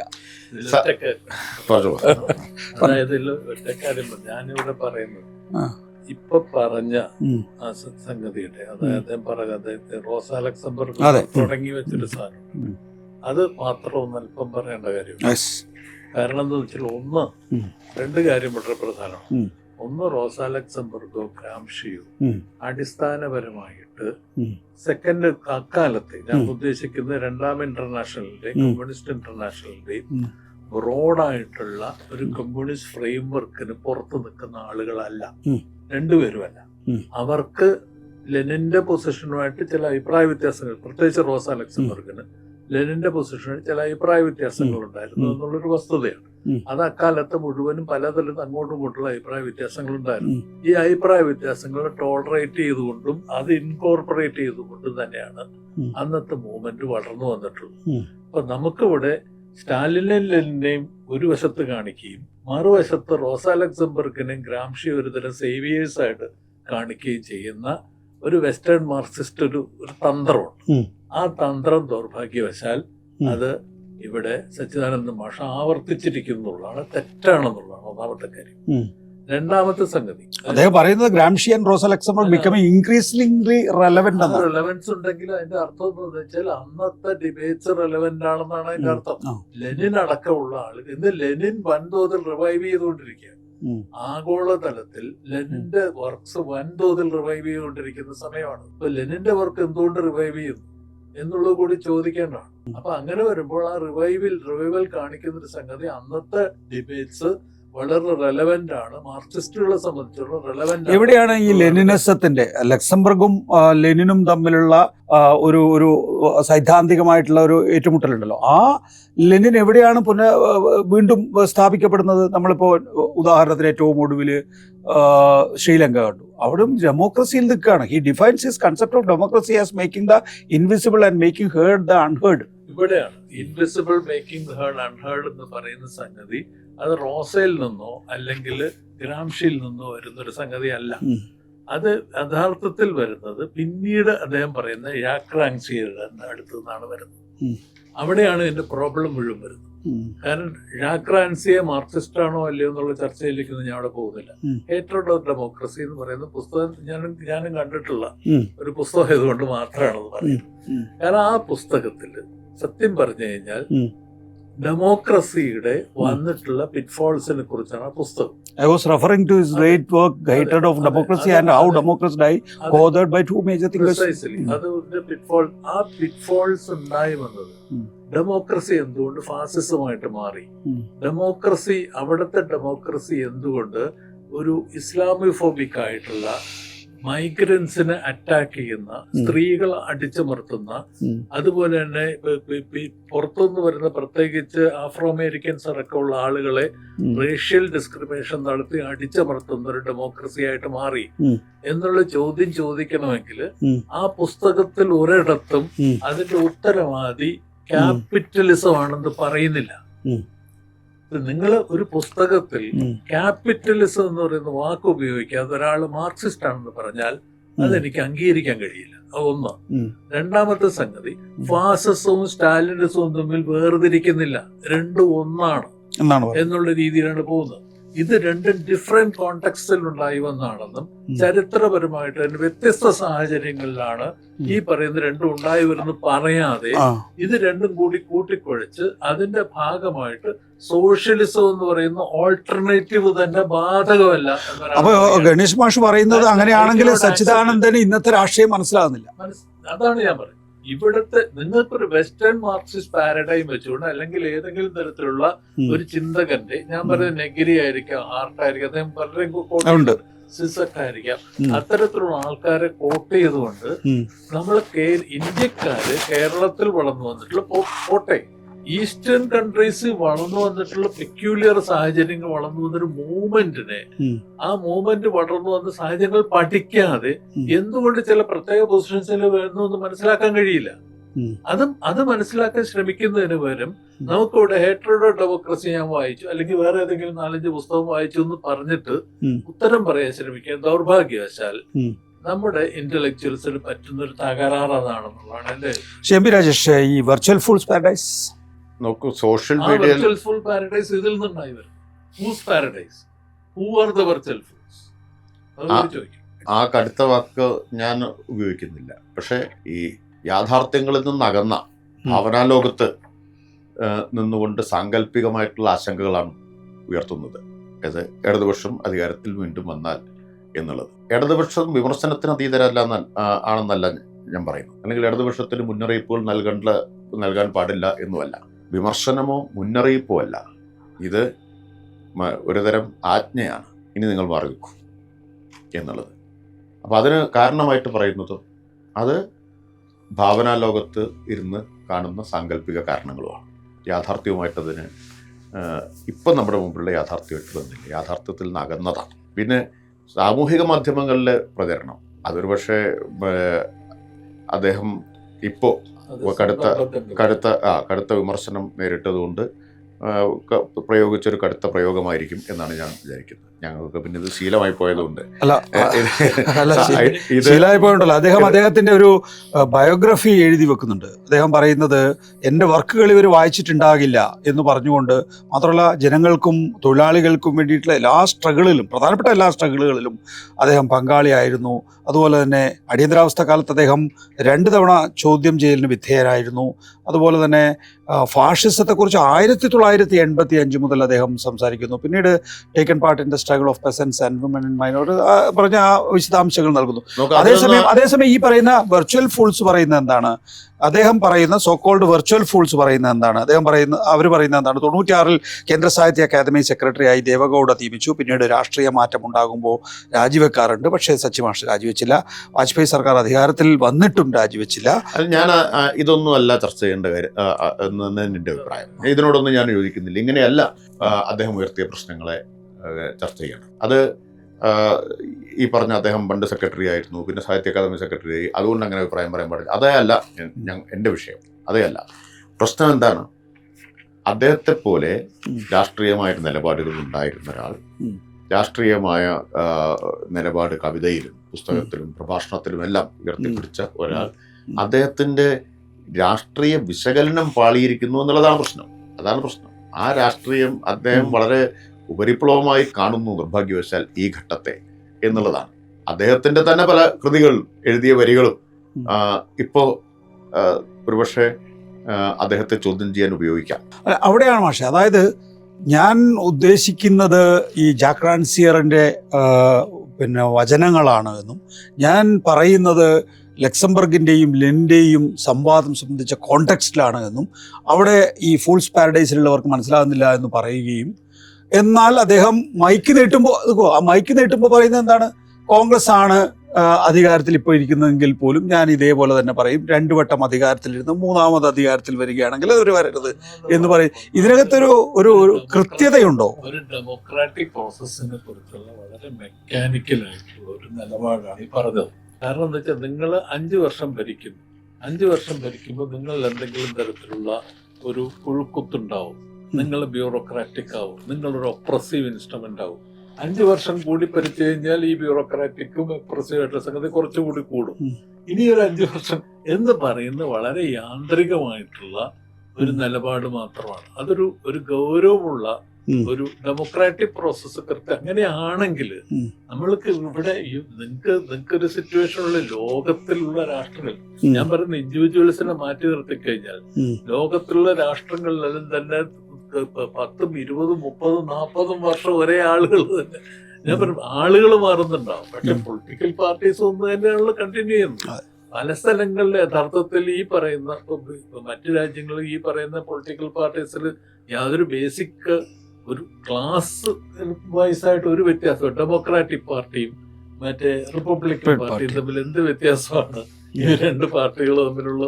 2 പാർട്ടികളാണെന്ന് വെച്ച് കഴിഞ്ഞാൽ മൈനർ ഡിഫറൻസസ് ഉണ്ടാവും, പക്ഷെ അതൊഴിച്ച് കഴിഞ്ഞാൽ വേറെ വ്യത്യാസം. നമ്മുടെ തൊട്ടടുത്ത സംസ്ഥാനം എന്ന് പറയുന്നത് തമിഴ്നാടാണ്. തമിഴ്നാട്ടിൽ DMKയും ഇതേപോലെ ഒരു അധികാര തുടർച്ചയാണ് ആവശ്യം. പകരം നമ്മൾ DMKയെ ഈ ധാർഷ്ട്യത്തിന്റെ പേരിലോ അല്ലെങ്കിൽ നാശത്തിന്റെ പേരിലോ മാറ്റി നിർത്തണമെന്ന് ആവശ്യപ്പെടുന്നത് നാളെ എപ്പോ വേണമെങ്കിലും BJP ആകാൻ പോകുന്ന അണ്ണാ DMK. ആം ആദ്മി പാർട്ടി 2 പ്രാവശ്യം അധികാരത്തിൽ വന്നു. 3ാമത്തെ പ്രാവശ്യം മറ്റേ കേജ്രിവാളിനോട് മാറി നിൽക്കണമെന്ന് ആരെങ്കിലും ആവശ്യപ്പെട്ടോ? ഇല്ലല്ലോ. ആരും എന്ന് മാത്രമല്ല, എല്ലാവരും പിന്തുണയ്ക്കുകയാണ് ഇത്, കേജ്രിവാളിനെ പിന്തുണയ്ക്കുകയാണ്. അത് കാണിക്കുന്നത്. അപ്പോ അതിന്റെ അകത്തുള്ളൊരു മാറി നിൽക്കണം എന്ന് ആവശ്യപ്പെട്ടു, അത് കോൺഗ്രസ് ആയിരുന്നു. അത് കോൺഗ്രസ്. അതെ. അപ്പൊ അത് മറ്റേ ലെഫ്റ്റ് ഇടതുപക്ഷക്കാരും അല്ല, അതിനകത്ത് അവ്യക്തതയൊന്നും വേണ്ട. അരവിന്ദ് കെജ്രിവാൾ തന്നെ ന്യൂഡൽഹി സീറ്റിൽ തോറ്റത് കോൺഗ്രസിന്റെ വോട്ട് കൊണ്ടാണ്, ഷീല ദീക്ഷിതിന്റെ മകൻ തന്നെ. അപ്പോ അതിനകത്ത് അവർക്കൊരു ആത്മഹർഷം ഉണ്ടായി. എന്താണെന്നറിയോ, അവിടെ ഷീല ദീക്ഷിതിനെ തോൽപ്പിച്ച അതേ മണ്ഡലത്തിൽ ഷീല ദീക്ഷിതിന്റെ മകൻ. അവിടെ നമ്മള് കാരശ്ശേരി മാഷിന്റെ പ്രതികരണം കണ്ടിട്ടില്ല. അല്ല, ഞാൻ പറയുന്നത് കാരശ്ശേരി മാഷെ പോലുള്ള ആളുകൾ സൗകര്യപ്രദമായ മൗനം അത്രയും സന്ദർഭങ്ങളിൽ പാലിച്ചു. ഇതിന്റെ അകത്ത് നടക്കുന്ന ഒരു വലിയൊരു പ്രശ്നം വരുന്നതെന്ന് വെച്ച് കഴിഞ്ഞാൽ, ഞാൻ പറയുന്നത് നമ്മുടെ നാട്ടിലുള്ള, ഞാൻ പറയുന്നത് ലെഫ്റ്റ് ലിബറൽസ് എന്ന് പറയുന്ന ഒരു വിഭാഗം ബുദ്ധിജീവി, ഞാനൊരു വിമർശനമായിട്ട് മാത്രം പറയാണ്, അവരതുകൊണ്ട് അകറ്റി നിർത്തണമെന്നൊന്നുള്ള അഭിപ്രായം എനിക്കില്ല. അവരൊക്കെ തന്നെ ഇടതുപക്ഷമായിട്ട് പൂർണ്ണമായിട്ട് യോജിക്കേണ്ടവരാണ്. ഇന്നത്തെ സാഹചര്യത്തിൽ ഇന്ന് ഇടതുപക്ഷം നടത്തിക്കൊണ്ടിരിക്കുന്ന ഫൈറ്റിനോടൊപ്പം വരേണ്ടവരാണ് ഇവരെല്ലാവരും. അതായത് സച്ചിദാനന്ദ മാഷാലെ എല്ലാവരും ഇവരോടൊപ്പം ഒരുമിച്ച് വരേണ്ടവരാണെന്നുള്ള അഭിപ്രായമാണ് ഉള്ളത്. പക്ഷെ അതേസമയം തന്നെ ഇതിന്റെ അകത്ത് കിടക്കുന്നൊരു സംഗതി, മുമ്പ് പറഞ്ഞ ഹേറ്റഡ് ഡെമോക്രസി കാണുന്ന നോൺ ഡിസ്റ്റിങ്ഷൻ, അതായത് കമ്മ്യൂണിസ്റ്റുകാര് എന്ന് പറയുന്നത് മറ്റൊരു കൂട്ടം എന്താ പറയുക ഒരു ഒപ്രസേഴ്സ് ആണ് എന്നുള്ളൊരു ധാരണ ഇവരുടെ. അതെ, അതവര് തുറന്നു പറയുന്നു. സച്ചിദാനന്ദ മാഷ് തന്നെ തുറന്നു പറയുന്നു, നമുക്ക് സോഷ്യൽ ഡെമോക്രാറ്റിക്. ഒരു ചോദ്യം വന്നു വാർത്താ സമ്മേളനത്തിൽ, അദ്ദേഹത്തിന്റെ ബൈറ്റ് എടുക്കുമ്പോൾ മാധ്യമപ്രവർത്തകരിൽ ചിലർ ചോദിച്ചു, CPIM ഒരു സോഷ്യൽ ഡെമോക്രാറ്റിക് പാർട്ടി ആവുകയാണോ എന്ന ചോദ്യത്തിന് ആ പദം അല്ലെങ്കിൽ ആ പേര് കേരളത്തിൽ ഒരു അശ്ലീല പദമാണെങ്കിലും ഞാൻ CPM ഒരു സോഷ്യൽ ഡെമോക്രാറ്റിക് പാർട്ടി ആകണം എന്ന് ആഗ്രഹിക്കുന്ന ആളാണ് എന്നാണ് പറയുന്നത്. അപ്പൊ അദ്ദേഹം ഒരു സോഷ്യൽ ഡെമോക്രാറ്റായി മാറിക്കഴിഞ്ഞിരിക്കുന്നു. അതാണ് അതിന്റെ പ്രശ്നം. അങ്ങനെയൊക്കെ വരുമ്പോൾ ഉണ്ടായി വരുന്ന ആ ഒരു കോൺഫ്ലിക്റ്റ് എന്ന് പറയുന്നത്, ഈ പറയുന്ന നല്ലൊരു ശതമാനം ഇന്റലക്ച്വൽസിലുണ്ട് എന്ന് ധരിക്കുന്ന ഒരാളാണ്. അതുകൊണ്ട് തന്നെ സംഭവിക്കുന്നത് അവർക്ക് ഇപ്പോഴൊരു പൊസിഷൻ എടുക്കാൻ പറ്റുന്നില്ല. പരസ്യമായിട്ട് ഇങ്ങനെ ഒരു കൺജങ്ചറിൽ നമ്മളൊരു പ്രത്യേക സ്ഥിതിവിശേഷത്തിൽ എത്തി നിൽക്കുകയാണ്. ഇവിടെ രാജേഷ് ഇപ്പൊ പറഞ്ഞ പോലെ തന്നെ ഇടതുപക്ഷമാണ് കൺസിസ്റ്റന്റ് ആയിട്ട് ഉം. BJP നേരിടുന്ന, ഉം. കൃത്യമായി നേരിടുന്ന, എതിർത്ത് നിൽക്കുന്ന ഒരു പക്ഷം എന്ന് പറയും. ഉം. ഇപ്പൊ അങ്ങനെയുള്ള കൺസിസ്റ്റന്റ് ആയിട്ട് നേരിട്ട് നിൽക്കുന്ന ആൾക്കാരൊക്കെ തന്നെ ഇപ്പൊ പലരും ഇടതുപക്ഷത്തോട് കൂടി നിൽക്കുന്നവരാണ് പലരും. ഉം. അങ്ങനെ നിൽക്കുമ്പോൾ എന്തുകൊണ്ട് ഉം. സച്ചിദാനന്ദ മാഷിനെ പോലെയുള്ള ഉം. അല്ലെങ്കിൽ അദ്ദേഹത്തെ കൂടെ നിൽക്കുന്ന മറ്റുള്ളവരെ പോലെയുള്ള ആളുകൾക്ക് ഞങ്ങൾക്ക് പലതരത്തിലുള്ള അഭിപ്രായ വ്യത്യാസങ്ങൾ, വിമർശനങ്ങൾ ഇടതുപക്ഷത്തോടുണ്ട്. ഈ വിമർശനങ്ങൾ നിലനിർത്തിക്കൊണ്ട് തന്നെ ഇന്നത്തെ രാഷ്ട്രീയ സാഹചര്യത്തിൽ ഇടതുപക്ഷത്തിനോടൊപ്പം നിൽക്കുന്നതാണ് യഥാർത്ഥത്തിലുള്ള ഒരു പുരോഗമന രാഷ്ട്രീയത്തിന്റെ അല്ലെങ്കിൽ ഒരു ഫാസിസ്റ്റ് വിരുദ്ധ രാഷ്ട്രീയത്തിന്റെ ഏറ്റവും പ്രധാനപ്പെട്ട രൂപം എന്ന് പരസ്യമായിട്ട് പറയാൻ, അങ്ങനെ പറയണമെന്നുള്ളൊരു അഭ്യർത്ഥനയാണ് എന്നെ സംബന്ധിച്ചിടത്തോളം. അത് പറയുന്നില്ല എന്നുള്ളതാണ് നമ്മൾ. എം പി രാജേഷ്, ഞങ്ങളെക്കാൾ കൂടുതൽ ഇടതുപക്ഷം അധികാരത്തിൽ നിന്ന് മാറണം എന്ന് ആഗ്രഹിക്കുന്നത് ഇടതുപക്ഷത്തുള്ള ആളുകൾ തന്നെയാണ്. വി.ഡി. സതീശൻ, ഇതാണ് ഇതിന്റെ ബാക്കി പത്രം. അതാണ് ഇതാണ് ഇതിന്റെ ബാക്കി പത്രം. ആർക്കാണ് ഒരു ആയുധം കൊടുക്കുന്നത് എന്നുള്ളതാണ്. നോക്കൂ, ഇവിടെ എന്തുകൊണ്ടാണ് കൺസിസ്റ്റന്റ് ആയിട്ട് ഇടതുപക്ഷം ആണ് വർഗീയതയെ, RSSനെ എതിർക്കുന്നത് എന്ന് പറയുന്നു. അത് അതിനൊരു കാരണമുണ്ട്. അത് പ്രത്യയശാസ്ത്രപരമായ കാരണമാണ്. പ്രത്യയശാസ്ത്രപരമായ വ്യക്തതയും തെളിച്ചവും ഇടതുപക്ഷത്തിന് ആ കാര്യത്തിൽ എല്ലാ കാലത്തുണ്ട്, സംശയമേ ഇല്ല. അത് ഞങ്ങൾക്ക് മാത്രമല്ല കേട്ടോ, അപ്പുറത്തുണ്ട്. RSSനും ആ വ്യക്തതയുണ്ട്. ആരാണ് പ്രത്യയശാസ്ത്ര എതിരാളി? പ്രത്യയശാസ്ത്ര എതിരാളി. മറ്റേ ഗോൾവാക്കറുടെ വിചാരധാരയിലുണ്ടല്ലോ 19, 20, 21 3 അധ്യായം 3 ആന്തരിക ശത്രുക്കളെ ഉന്മൂലനം ചെയ്യുന്നതിനെ കുറിച്ചാണ്. മുസ്ലിങ്ങൾ, കമ്മ്യൂണിസ്റ്റ്, മറ്റേ ക്രിസ്ത്യാനികൾ, കമ്മ്യൂണിസ്റ്റുകാർ. അപ്പോൾ അവർക്കുണ്ട്, അവർക്കും ആ കാര്യത്തിൽ സംശയമില്ല, ഞങ്ങൾക്കും ആ കാര്യത്തിൽ സംശയമില്ല. എന്നാൽ കോൺഗ്രസ്സിന് ഒരു കാലത്തും അത്തരമൊരു പ്രത്യയശാസ്ത്ര വ്യക്തത ഇല്ല എന്ന് മാത്രമല്ല, പ്രത്യയശാസ്ത്രപരമായിട്ട് വലിയ വൈരുദ്ധ്യമില്ല. അതുകൊണ്ടാണ് രാഹുൽ ഗാന്ധി രാജിവെച്ച, AICC പ്രസിഡന്റ് സ്ഥാനം രാജിവെച്ചപ്പോൾ എഴുതിയ കത്തുണ്ടല്ലോ, ഓർക്കുന്നുണ്ടോ? ആ കത്തിലെ ഏറ്റവും പ്രധാനപ്പെട്ടൊരു ആരോപണം അല്ലെങ്കിൽ രാജിക്ക് കാരണമായി പറഞ്ഞ കാര്യം എന്താ? RSSനെതിരായ പോരാട്ടത്തിൽ ഞാൻ ഒറ്റപ്പെട്ടു പോയി എന്ന് അദ്ദേഹം പറയുന്നുണ്ട്. എനിക്ക് പ്രത്യയശാസ്ത്ര പോരാട്ടത്തിൽ ഞാൻ ഒറ്റപ്പെട്ടു പോയി, പാർട്ടിയിൽ നിന്ന് പിന്തുണ കിട്ടിയില്ല എന്ന് പറഞ്ഞിട്ട് അദ്ദേഹം രാജിവെച്ച് പോയതാണ്. പിന്നെ അദ്ദേഹം ആ ചുമതല എടുത്തിട്ടില്ല. അപ്പോൾ സ്വന്തം പാർട്ടിയെ ആ പോരാട്ടത്തിൽ വിശ്വസിക്കാൻ കഴിയില്ല എന്ന് മറ്റാരുമല്ല തുറന്നു പറഞ്ഞത്. ഇതാണ് അത്. കാരണം ജനിതകമാണെന്നാണ് ഞാൻ പറഞ്ഞത്. അത് കോൺഗ്രസിൽ പണ്ട് മുതലേ ഈ പ്രശ്നം നിലനിൽക്കുന്നു. പ്രത്യയശാസ്ത്രപരമായിട്ടുള്ള ഈ ഒരു അഴകുഴമ്പൻ നിലപാട് RSSനോടും വർഗീയതയോടും നിൽക്കുന്നത് കൊണ്ടാണ് അതുണ്ടാവുന്നത്. അതുകൊണ്ടാണ് പ്രിയങ്ക ഗാന്ധിക്ക് ഈ രാമക്ഷേത്രം ദേശീയോദ്യാനത്തിന്റെ പ്രതീകമാണെന്ന് പറയാൻ പറ്റുന്നത്. വെള്ളിശില അയക്കാൻ പറ്റും. അതെ, വെള്ളിശില അയക്കാൻ പറ്റുന്നത്. അപ്പോൾ ഇതില് സച്ചിദാനന്ദ മാഷെ പോലുള്ള ആളുകൾ കാണേണ്ടത് പ്രത്യയശാസ്ത്രപരമായ വ്യക്തതയും തീർച്ചയും ഇക്കാര്യത്തിലുള്ളത് ഇടതുപക്ഷത്തിന് മാത്രമാണ് എന്നാണ്. ഫലത്തിൽ നിങ്ങളൊന്ന് മാറി നിൽക്കൂ, കുറച്ചു കാലം അവരിയ്ക്കട്ടെ എന്ന് പറഞ്ഞാൽ ഞാൻ തുടക്കത്തിൽ പറഞ്ഞിടത്തേക്ക് എത്തുകയാണ്. അത് BJPക്ക് വഴിവെട്ടുന്നതിനാണ് സഹായകരമാവുക. ഇന്നിപ്പോൾ BJPക്ക് അറിയാം ഈ തെരഞ്ഞെടുപ്പിൽ അവർക്ക് അധികാരത്തിൽ വരാൻ പറ്റില്ല. അവർ ഈ തെരഞ്ഞെടുപ്പല്ല ലക്ഷ്യം വയ്ക്കുന്നത്. പക്ഷെ അവരാഗ്രഹിക്കുന്നത് എന്താ? അവരാഗ്രഹിക്കുന്നത് ഇടതുപക്ഷം മാറി കോൺഗ്രസും ലീഗും ജമാഅത്തെ ഇസ്ലാമിക്ക് സ്വാധീനമൊക്കെ ഉള്ളൊരു ഗവൺമെൻറ് വരുന്നതാണ് BJPയുടെ ധ്രുവീകരണ രാഷ്ട്രീയം കേരളത്തിൽ പ്രയോഗിക്കാൻ ഏറ്റവും അനുയോജ്യമായ സന്ദർഭം എന്നാണ്. അതുകൊണ്ട് ആ ഗവൺമെന്റ് വരേണ്ടത് ഇപ്പൊ BJPയുടെ ആവശ്യമാണ്. ബാക്കി 5 കൊല്ലം കഴിയുമ്പോഴേക്കും അവർക്ക് അനുകൂലമാക്കി എടുക്കാം എന്നവർക്കറിയാം. അതിന് സഹായകരമായിട്ടുള്ള പ്രതികരണങ്ങളൊക്കെ ഇപ്പൊ തന്നെ ലീഗ് നേതാക്കളിൽ നിന്നൊക്കെ വന്നു തുടങ്ങിയില്ലേ? മതമാണ് പ്രശ്നം എന്ന്, സമുദായത്തിന് വേണ്ടി അധികാരം തിരിച്ചു പിടിക്കണം, അല്ലെങ്കിൽ ഈ പണിക്ക് നടക്കരുത് എന്ന് വേറൊരാള് പരസ്യമായിട്ടല്ലേ പറയുന്നത്. ഒരേയാൾ പിന്നെ ഉപമുഖ്യമന്ത്രി വേണം, നോക്ക് മറ്റൊരാൾ. ഇതിലേറ്റവും ഗൂഢമായിട്ട് ആഹ്ലാദിക്കുന്ന ആരാ? BJPയാണ്. അവർ ഞങ്ങൾ ആഗ്രഹിക്കുന്ന മണ്ണ് ഒരുക്കിക്കൊണ്ടിരിക്കുന്നു. അതെ, അവര് ഇത് അവരിടപെട്ടാൽ ഇതെങ്ങാനും നിർത്തിപ്പോയാൽ. അതെ. പിന്നെ നോക്ക്, കേരളത്തിലെ ഈ രണ്ടു കൂട്ടർ വർഗീയ ശക്തികൾ 10 കൊല്ലമായിട്ട് പുറത്തിറങ്ങാൻ പറ്റിയിട്ടില്ല. ഇപ്പൊ മാളത്തിൽ നിന്ന് ഇടയ്ക്കിടയ്ക്ക് തല നീട്ടിയിടുകയാണ്. ഞങ്ങൾക്ക് ഇറങ്ങാനുള്ള സമയമായോ, ഇറങ്ങാനുള്ള അനുകൂല പരിസ്ഥിതിയായോ എന്നവർ നോക്കിക്കൊണ്ടിരിക്കുകയാണ്. അപ്പോൾ അതിന് വഴിവെട്ടുന്നതായി പോവും ഇടതുപക്ഷം ഈ ഘട്ടത്തിൽ അധികാരത്തിൽ നിന്ന് മാറി നിൽക്കണം എന്ന് പറയുന്നത്. അത്രത്തോളം മാഷ് അത്രത്തോളം ആഴത്തിൽ ചിന്തിച്ചിട്ടുണ്ടാവില്ല എന്നാണ് ഞാൻ വിചാരിക്കുന്നത്. അതുകൊണ്ടാണ് ഞങ്ങളെല്ലാം ഇതിനെ എതിർക്കേണ്ടി വരുന്നത്. മാഷോടുള്ള വ്യക്തിപരമായിട്ടുള്ള സ്നേഹവും ബഹുമാനവും ഒക്കെ നിലനിർത്തിക്കൊണ്ട് തന്നെ ഈ രാഷ്ട്രീയത്തെ എതിർക്കാതിരിക്കാൻ നിർവാഹമില്ല എന്നുള്ളതാണ്. ഇത് വളരുമോ? ഈ ഒരു സച്ചിദാനന്ദൻ മാഷിൻ്റെ മാത്രമല്ല, നേരത്തെ പറഞ്ഞല്ലോ കാരശ്ശേരി മാഷ് പറഞ്ഞു, ഒരു ഘട്ടത്തിൽ എ കെ ആന്റണി തന്നെ പറഞ്ഞിരുന്നു CPM നശിക്കരുതെന്നാണ് ഞങ്ങളുടെ ആഗ്രഹം, പക്ഷേ അധികാരത്തിൽ തുടർച്ചയായി ഉണ്ടായാൽ CPM നശിക്കും എന്നുള്ളത്. അത് കാരശ്ശേരി മാഷ് 2021 കാരശ്ശേരി മാഷ് ഇത് പരസ്യമായി പറഞ്ഞാണ്. പക്ഷേ കാരശ്ശേരി മാഷ്ക്ക് അത് പ്രാബല്യത്തിൽ കൊണ്ടുവരാൻ കഴിഞ്ഞില്ല. അപ്പോൾ അടുത്ത പാക്കേജ് ഉണ്ടാക്കുന്നു എന്നാണ് അശോകൻ ചെരുവിൽ പറയുന്നത്. ഇത് മാഷിയുടെ മാത്രം അഭിപ്രായം ആയിരിക്കില്ല, ഇതിനപ്പുറത്തും ആളുകൾ ഉണ്ടാവും പരസ്യമായി രംഗത്ത് വരാത്തോണ്ടാണ്. എനിക്ക് പറയാനുള്ളത് അധ്യാപകൻ കൂടിയിട്ടായിട്ടുള്ള പ്രൊഫസർ KN പണിക്കർ പറഞ്ഞിട്ടുള്ള ഒരു പ്രയോഗമാണ്. അദ്ദേഹം പറഞ്ഞത് ക്രിട്ടിക്കൽ ഇൻസൈഡർ. ഈ അദ്ദേഹം സ്വയം വിളിച്ചിരുന്നത് ഞാൻ ഒരു ക്രിട്ടിക്കൽ ഇൻസൈഡറാണ്. എന്തുകൊണ്ടാണ് ക്രിട്ടിക്കൽ ഇൻസൈഡർ എന്ന് പറഞ്ഞു കഴിഞ്ഞാൽ ഞാൻ ലെഫ്റ്റിനോടൊപ്പമാണ്, മൂവ്മെന്റിനോടൊപ്പം നിൽക്കുന്ന ആളാണ്. പക്ഷെ എനിക്ക് വിമർശിക്കണമെന്ന് തോന്നിയാൽ ഞാൻ വിമർശിക്കും.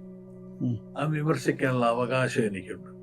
ആ അവകാശം നിലനിർത്തിക്കൊണ്ട് തന്നെ ഞാൻ ലെഫ്റ്റ് മൂവ്മെന്റിന്റെ ആളാണ് എന്ന് പരസ്യമായിട്ട്, ഇത് പരസ്യമായിട്ട്, രഹസ്യമായിട്ടൊന്നും പറഞ്ഞ കാര്യമൊന്നുമില്ല, പരസ്യമായിട്ട് പറഞ്ഞിട്ടുള്ള ആളാണ് പ്രൊഫസർ KN പണിക്കർ. ഞാനിത് പറയാനുള്ള കാരണം എന്ന് വെച്ചാൽ നമുക്ക് നീ പറയുന്ന ഈ വലിയൊരു സംഘം നമ്മുടെ നാട്ടിലുള്ള ഇടതുപക്ഷ സ്വഭാവം പരസ്യമായിട്ട് പ്രഖ്യാപിക്കുകയൊക്കെ ചെയ്യുന്ന അത്തരത്തിലുള്ള നിലപാടെടുക്കുന്ന ബുദ്ധിജീവികൾ, ഇന്റലക്ച്വൽസ്, ഏറ്റവും നല്ല ഞാൻ പറയുന്നത് അവരുടെ സ്വാധീനത്തൊട്ടും കുറച്ച് കണ്ടേണ്ട കാര്യം, വൻതോതിലുള്ള സ്വാധീനം. അല്ലെങ്കിൽ സച്ചിദാനന്ദ മാഷിന്റെ ഇത്രയധികം റിയാക്ഷൻസ് പല രീതിയിലും ഉണ്ടാവേണ്ട കാര്യമില്ല. അത് മാത്രമല്ല നമ്മുടെ ഒരുപാട് ആളുകൾക്ക് ഇത്തരത്തിലുള്ള അദ്ദേഹത്തെ വളരെ ബഹുമാനിക്കുന്നത്, പണ്ട് MN വിജയൻ മാഷിനോടുള്ള ബഹുമാനം പോലുള്ള ഒരു ബഹുമാനമാണ്, അത്ര ബഹുമാനിക്കുന്നത്. പക്ഷേ KN പണിക്കരുടെ ക്രിട്ടിക്കൽ ലെഫ്റ്റ് ആണോ ഈ പറയുന്ന പ്രശ്നം? ഞാൻ പറഞ്ഞത് അങ്ങനെയുള്ള ഒരു നിലപാടെടുത്തുകൊണ്ട് ഞാൻ അത്തരത്തിലുള്ള വിമർശനാത്മകമായിട്ട് ഡിസ്കസ് ചെയ്യുന്ന ഒന്നാമത്തെ പ്രശ്നം നമ്മൾ കാണേണ്ടത്, ഈ പറയുന്ന മിക്കവാറും പേർക്കും അവരുടെ ഓഡിയൻസ്, അവരുടെ വിദ്യാർത്ഥികളൊക്കെ തന്നെ ഒരുക്കി കൊടുത്തിരുന്നത് യഥാർത്ഥത്തിൽ ഇവിടുത്തെ ലെഫ്റ്റാണ്. അത് ഒരിക്കലും അതവർ മനസ്സിലാക്കണം. കാരണം ഇവിടുത്തെ ലെഫ്റ്റാണ് ഇത് മുഴുവൻ ഒരുക്കി കൊടുത്തുകൊണ്ടിരുന്നത്. ഇവരുടെ പിന്തുണയ്ക്കുന്ന ആരാന്ന് വെച്ചാൽ കോൺഗ്രസ്സുകാരും BJP-ക്കാരും ഒന്നുമല്ല, ഇവരെ പിന്തുണയ്ക്കുന്ന മുഴുവൻ ഇവിടുത്തെ ലെഫ്റ്റാണ്. അങ്ങനെ വരുമ്പോൾ ഇവര് ഇപ്പൊ ചെയ്തുകൊണ്ടിരിക്കുന്ന സംഘം എന്ന് പറഞ്ഞു കഴിഞ്ഞാൽ, നിങ്ങൾ ഇത്തരത്തിൽ മാറി നിൽക്കണം പോകണം എന്ന് പറഞ്ഞാൽ യു ആർ ആക്ച്വലി ഗിവിങ്, ഇവിടെ ഇപ്പൊ രാജേഷ് പറഞ്ഞ പോലെ തന്നെ ഒരു ന്യൂനപക്ഷ ഭൂരിപക്ഷ ധ്രുവീകരണത്തിലേക്ക് മൊത്തം കേരളത്തിലേക്ക് നയിക്കുക, അത്തരത്തിലേക്കുള്ള ഒരു പൊളിറ്റിക്സിലേക്ക് മാറ്റുക എന്ന് പറഞ്ഞാൽ അടിസ്ഥാനപരമായിട്ട് ഇവിടുത്തെ ശക്തമായിട്ടുള്ള ലെഫ്റ്റ് മൂവ്മെന്റിനെ തകർക്കുക എന്നുള്ള അവസ്ഥയിലേക്കാണ് എത്തുക. അങ്ങനെ എത്തുന്നതിന്റെ കൂടെ നിൽക്കലാണോ ഇവരുടെ ജോലി? അതാണ് ഇവർ ചെയ്യേണ്ടത് എന്നുള്ള കാര്യം സ്വയം വിമർശനപരമായിട്ട് ഒന്ന് സ്വയം ആലോചിക്കാൻ എല്ലാവരും തയ്യാറാവണം. അങ്ങനെയാണെങ്കിൽ അത് ആഗ്രഹിക്കുന്നുണ്ടോ? അങ്ങനെയാണെങ്കിൽ അങ്ങനെ ആഗ്രഹിക്കുന്നുണ്ട് പരസ്യമായിട്ട്. ഒരാൾ ഉദാഹരണത്തിന് ഒരു പ്രമുഖ ദളിത് ബുദ്ധിജീവി, അദ്ദേഹം ഇപ്പോൾ അടുത്ത കാലത്ത് UDF-ന്റെ സ്ഥാനാർത്ഥിയായിട്ട് മത്സരിക്കുന്നത് നമുക്ക് വിരോധമില്ല. കാരണം അദ്ദേഹത്തെ സംബന്ധിച്ച് അദ്ദേഹം പരസ്യമായിട്ട് ഞാൻ ആന്റി കമ്മ്യൂണിസ്റ്റ് ആണെന്ന് പറഞ്ഞുകൊണ്ടാണ് അദ്ദേഹം. അതിനുശേഷം അദ്ദേഹം ഒരു പ്രസ്താവന നടത്തി, എരിയുന്ന വയറല്ല തീയാണ് പ്രശ്നമെങ്കിൽ കപ്പ പുഴുങ്ങി കൊടുത്താൽ ചരിത്രബോധത്തെ അങ്ങേയറ്റം പരിഹസിക്കുന്ന ഒരു പ്രസ്താവന. മാത്രമല്ല BR അംബേദ്കറെ തിരിച്ച് പാർലമെന്റിലേക്ക് കൊണ്ടുവന്നത് അന്ന് ജിന്നയായിരുന്നു എന്നൊക്കെ പറഞ്ഞുകൊണ്ട് മുസ്ലിം ലീഗിനെ വേറൊരു തരത്തിലേക്ക്. ഒരു കാര്യം, ഒരു കാലത്ത് കേരളത്തിലെ ഈ കപ്പയും കിഴങ്ങും ചേമ്പും താളും തിന്ന് എരിയുന്ന വയറിലെ തീ അകറ്റിയിരുന്ന ഒരു കാലം ഉണ്ടായിരുന്നു. അതെ, അവിടെ നിന്ന് ഈ നിലയിലേക്ക് എത്തിച്ചതിൽ ഇടതുപക്ഷത്തിനും കമ്മ്യൂണിസ്റ്റുകാർക്കുള്ള പങ്ക് ചോദ്യം ചെയ്യുന്നത്, നിഷേധിക്കുന്നത്. അദ്ദേഹത്തിന്റെ പ്രസംഗങ്ങളല്ലാതെ നിഷേധിക്കുന്നത് അതിനെയാണ്. വസ്തുതകളെ മാധ്യമങ്ങൾ അവരുടെ അജണ്ടയ്ക്കനുസരിച്ച് ഉപയോഗിക്കുന്നു എന്നാണ് അശോകൻ ചെരുവിലും അതുപോലെ തന്നെ അബ്ദുൽ ഖാദറും പോയപ്പോൾ സച്ചിദാനന്ദൻ മാഷ് പറഞ്ഞത് എന്നാണ് പിന്നീട് അശോകൻ ചെരുവിൽ മാധ്യമങ്ങളോട് പറഞ്ഞിട്ടുള്ളത്. എന്നിട്ട് അശോകൻ ചെരുവിൽ പറയുന്നത് താത്വിക വിശകലനങ്ങൾ, ഗവേഷണാത്മകമായ പ്രത്യയശാസ്ത്ര വിഷയങ്ങളുടെ ആഴത്തിലുള്ള പരിശോധന, ഇതിനൊന്നുമുള്ള പ്രാപ്തി മാധ്യമങ്ങൾക്കില്ല. സങ്കുചിത രാഷ്ട്രീയത്തിലേക്ക് അവർ അതിനെ വഴിതിരിച്ചു വിടും. അതുകൊണ്ട് അതിൽ നിന്ന് വേറിട്ട് മാറി നിൽക്കണം എന്നാണ് ചെരുവിൽ പറയുന്നത്. പക്ഷേ മലയാള മനോരമയ്ക്കാണ് അതേ സച്ചിദാനന്ദ മാഷ് ഇന്റർവ്യൂ കൊടുക്കുന്നത്. അതിൽ ഈ ഭാഗം വരുമ്പോൾ മലയാള മനോരമ ഇതല്ലാതെ വേറെന്താ ഉപയോഗിക്കുക? മാഷ ആ പറഞ്ഞ ആദ്യ ഭാഗത്തോട് ഞാൻ യോജിക്കുന്നു. സത്യമാണ്, പ്രാപ്തിയില്ല എന്നുള്ളത് ഒരു ഭാഗം. അത് മാത്രമല്ല, അതിലും അവർക്ക് താല്പര്യം കക്ഷി രാഷ്ട്രീയമാണെന്നുള്ളതാണ് പ്രശ്നം. നമ്മൾ സാധാരണ പറയില്ലേ, ക്ഷീരമുള്ളവർ അകിടിൻ ചുവട്ടിലും എന്ന് പറയില്ലേ, അതുപോലെ അവർക്ക് താത്വിക വിശകലനത്തില് പ്രാപ്തിയുടെ മാത്രമല്ല താത്വിക വിശകലനത്തിലൊന്നും താല്പര്യമില്ല. അതിൽ നിന്ന് എന്ത് കക്ഷി രാഷ്ട്രീയപരമായിട്ട് ഉപയോഗിക്കാവുന്ന ആയുധം കിട്ടും എന്നതാണ് നോക്കുന്നത്. പക്ഷേ അത് എന്നെ അത്ഭുതപ്പെടുത്തിയ കാര്യം സച്ചിദാനന്ദ മാഷക്ക് അത് മനസ്സിലാക്കാൻ കഴിയാതെ പോയത് എങ്ങനെയെന്നുള്ളതാണ്. കാരണം ഇപ്പം ഞങ്ങളൊക്കെ സ്കൂൾ പഠിക്കുന്ന കാലത്ത് മാഷ വായിക്കാൻ തുടങ്ങിയതാണ്. പിന്നീടാണ് ചോംസ്കിയുടെയും എഡ്വേർഡ് ഹെർമൻ്റെയും മാനുഫാക്ചറിങ് കൺസെൻറ്റ് ഒക്കെ വായിച്ച് മാധ്യമങ്ങളുടെ രാഷ്ട്രീയത്തെക്കുറിച്ചൊക്കെ മനസ്സിലാക്കുന്നത്. പക്ഷെ അതിന് മുമ്പ് വായിച്ചത് സച്ചിദാനന്ദ മാഷ തന്നെ ഒരു പുസ്തകമുണ്ട്, മാധ്യമങ്ങളുടെ രാഷ്ട്രീയം എന്നുള്ള പുസ്തകം, സംസ്കാരത്തിൻ്റെ രാഷ്ട്രീയം. ഇതൊക്കെ വായിച്ച് ഒരു വെളിച്ചം കൈവന്ന തലമുറയിൽപ്പെട്ട ആൾക്കാരാണ് ഞങ്ങളൊക്കെ. ആ മാഷക്ക് ഈ രാഷ്ട്രീയം, കേരളത്തിൽ ഏറ്റവും കൂടുതൽ ഇടതുപക്ഷത്തെ എതിർക്കുന്ന പത്രത്തിൻ്റെ രാഷ്ട്രീയം എങ്ങനെ തിരിച്ചറിയാൻ കഴിയാതെ പോയി എന്നുള്ളത് ഭയങ്കര അത്ഭുതപ്പെടുത്തുന്ന കാര്യമാണ്. പക്ഷേ അതിനകത്തൊരു അവ്യക്തത ഉണ്ടാക്കി നമുക്ക് ഈ ചർച്ച അവസാനിപ്പിക്കണോ? രണ്ടുപേരോടും കൂടിയാണ് ചോദ്യം. അതായത് മാഷ് യഥാർത്ഥത്തിൽ സൗണ്ട് ബൈറ്റിൽ പറയുന്നത് കേരളത്തിലെ ഇടതുപക്ഷ ജനാധിപത്യ മുന്നണി അധികാരമൊഴിഞ്ഞ് മറ്റൊരാളെ അധികാരം ഏൽപ്പിക്കണം എന്നുള്ളതാണ്. അതൊക്കെ കോൺഗ്രസിന് അധികാരം ഏൽപ്പിക്കണം എന്ന് പറഞ്ഞില്ല, BJP അധികാരം ഏൽപ്പിക്കണം എന്ന് മാഷ് പറയുന്നു. ഞാൻ വിശ്വസിക്കുന്നുമില്ല. പക്ഷേ മാഷ് അത് ഫേസ്ബുക്കിൽ, അതായത് ഈ പറയുന്ന വെർച്വൽ ഫൂൾസ് പാരഡൈസിലുള്ള ആളുകൾ വിമർശിക്കുമ്പോൾ ഫേസ്ബുക്കിൽ പറയുന്നത്, ഞാൻ പറയുന്നത് ഗ്രാംഷിയെക്കുറിച്ചും റോസ ലക്സംബർഗിനെ കുറിച്ചും അതുപോലെ തന്നെ ലെനിനിസത്തിൻ്റെ ഡിക്ലൈനിനെ കുറിച്ചും അതുപോലെ സ്റ്റാലിനിസത്തിൻ്റെ ഡിമൈസിനെ കുറിച്ചും ഒക്കെയാണ്. നിങ്ങൾക്കിത് മനസ്സിലാവുന്നില്ലേ എന്നൊക്കെയാണ്. യഥാർത്ഥത്തിൽ ഇത് ഒരു വ്യാജ ഇടപെടലായി മാറുന്നത്. നമ്മളിത് ഇങ്ങനത്തെ ഒരു ഡിസ്കഷൻ നടത്തുന്നതിന് യാതൊരു എതിർപ്പില്ല. നിങ്ങൾക്കിപ്പോൾ റോസ അലക്സാണ്ടറെ കുറിച്ച്, ഗ്രാംഷിയെ കുറിച്ചോ റാൻഷിയെ കുറിച്ചോ വേറെ ആരെങ്കിലും കുറിച്ച് ധാരാളം പേര് എഴുതി, അവരെ കുറിച്ച് ധാരാളം ചർച്ചകൾ ഇപ്പൊ തന്നെ കേരളത്തിൽ നടക്കുന്നുണ്ട്. പക്ഷെ നമ്മൾ ഇത്തരത്തിലുള്ള ഒരു പബ്ലിക് ഇന്റർവ്യൂ കൊടുക്കുന്ന സമയത്ത്, മനോരമ പോലെയുള്ള ഇതിന് കൊടുക്കുന്ന സമയത്ത്, പ്രത്യേകിച്ച് ഇന്നത്തെ ഇപ്പോൾ ഒരു തെരഞ്ഞെടുപ്പിനെ അഭിമുഖീകരിക്കുന്ന വളരെ ഗൗരവമുള്ളൊരു ഇഷ്യൂ വരുമ്പോൾ അതിനകത്ത് LDF ശക്തമായിട്ട് നിൽക്കുന്ന ഒരു സംസ്ഥാനം കേരളമാണ്. നമ്മൾ നിഷേധിച്ചിട്ട് കാര്യമില്ല. അങ്ങനെ നിൽക്കുന്ന സംസ്ഥാനത്തിൽ ഇപ്പോൾ ഒരു പക്ഷേ തിരിച്ചു വരാൻ, ഇലക്ഷൻ ജയിച്ച് തിരിച്ചു വരാൻ സാധ്യതയുള്ള ഒരു സംസ്ഥാനം തന്നെയാണ് കേരളം. അതെല്ലാവർക്കും അറിയുകയും ചെയ്യാം. ആ സാഹചര്യത്തിൽ നമ്മളിവിടെ ഈ മറ്റേ എന്താ പറയണ്ടേ, ഇടതുപക്ഷം തൽക്കാലത്തേക്ക് മാറി നിൽക്കണമെന്നൊരു പ്രമുഖ ബുദ്ധിജീവി പറയുകയാണെങ്കിൽ അതിന്റെ ഒരു ഇമ്പാക്ട് എന്താണ് എന്ന് പറഞ്ഞാൽ അതിനൊരു ഫോളോ ഔട്ട് എന്ന് വേണ്ടി വിളിക്കാം അല്ലേ. ഒരു ഫോളോ ഔട്ട് എന്തായിരിക്കും? ആ ഫോളോ ഔട്ട് ആത്യന്തികമായിട്ട് ഇത് വലതുപക്ഷത്തിന്റെ ഒരു ആയുധമായിട്ട് മാറാൻ വളരെ എളുപ്പമുള്ള ഒരു ആയുധമാണെന്ന് മനസ്സിലാക്കാനുള്ള കഴിവ് അദ്ദേഹത്തിന് മാത്രമല്ല അതിനോടൊപ്പമുള്ള എല്ലാ ഇന്റലക്ച്വൽസിനും ഉണ്ടാവേണ്ട.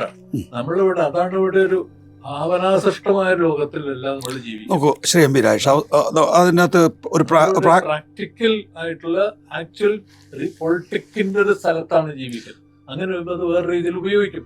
താങ്കളൊരു ദൈനംദിന രാഷ്ട്രീയക്കാരനാണ്. മാഷ് കുറെ പഠനങ്ങളും കാര്യങ്ങളുമായിട്ട് പോകുന്ന ആളാണ്. നോക്കൂ, ഇവിടെ UDF-നെ സംബന്ധിച്ചിടത്തോളം UDF എന്ന മുന്നണി, അതിനകത്ത് മുസ്ലിം ലീഗുണ്ട്, താങ്കൾ നേരത്തെ സൂചിപ്പിച്ചു ജമാഅത്തെ ഇസ്ലാമിയുടെ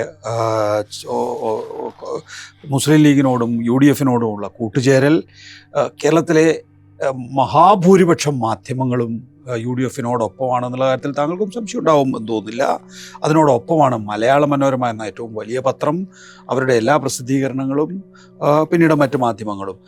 ഇപ്പോൾ ഒരു ഇടതുപക്ഷം തോൽക്കണം എന്നാഗ്രഹിക്കുന്ന ഇടതുപക്ഷവും കൂടി അവരോടൊപ്പം ഉണ്ടായിരിക്കുന്നു. ഇവർ മാത്രമല്ല, ഈ ഒരു സംവിധാനത്തിൽ തന്നെ കുറേ ആളുകളുണ്ട്. സച്ചിദാനന്ദ മാഷ്, അതോടൊപ്പം ശരിയായ ഇടതുപക്ഷം എന്ന വേറൊരു വിഭാഗമുണ്ട്. ഇപ്പോൾ പുറത്താക്കപ്പെടുന്നവർ, അതുപോലെ തന്നെ നേരത്തെ VS അച്യുതാനന്ദനുമായി ചേർന്ന് നിൽക്കുന്നു എന്ന് അവകാശപ്പെടുന്ന ചില ആളുകൾ. നമുക്ക് ഒരു മഴവിൽ സഖ്യം മറുവശത്തുണ്ട്.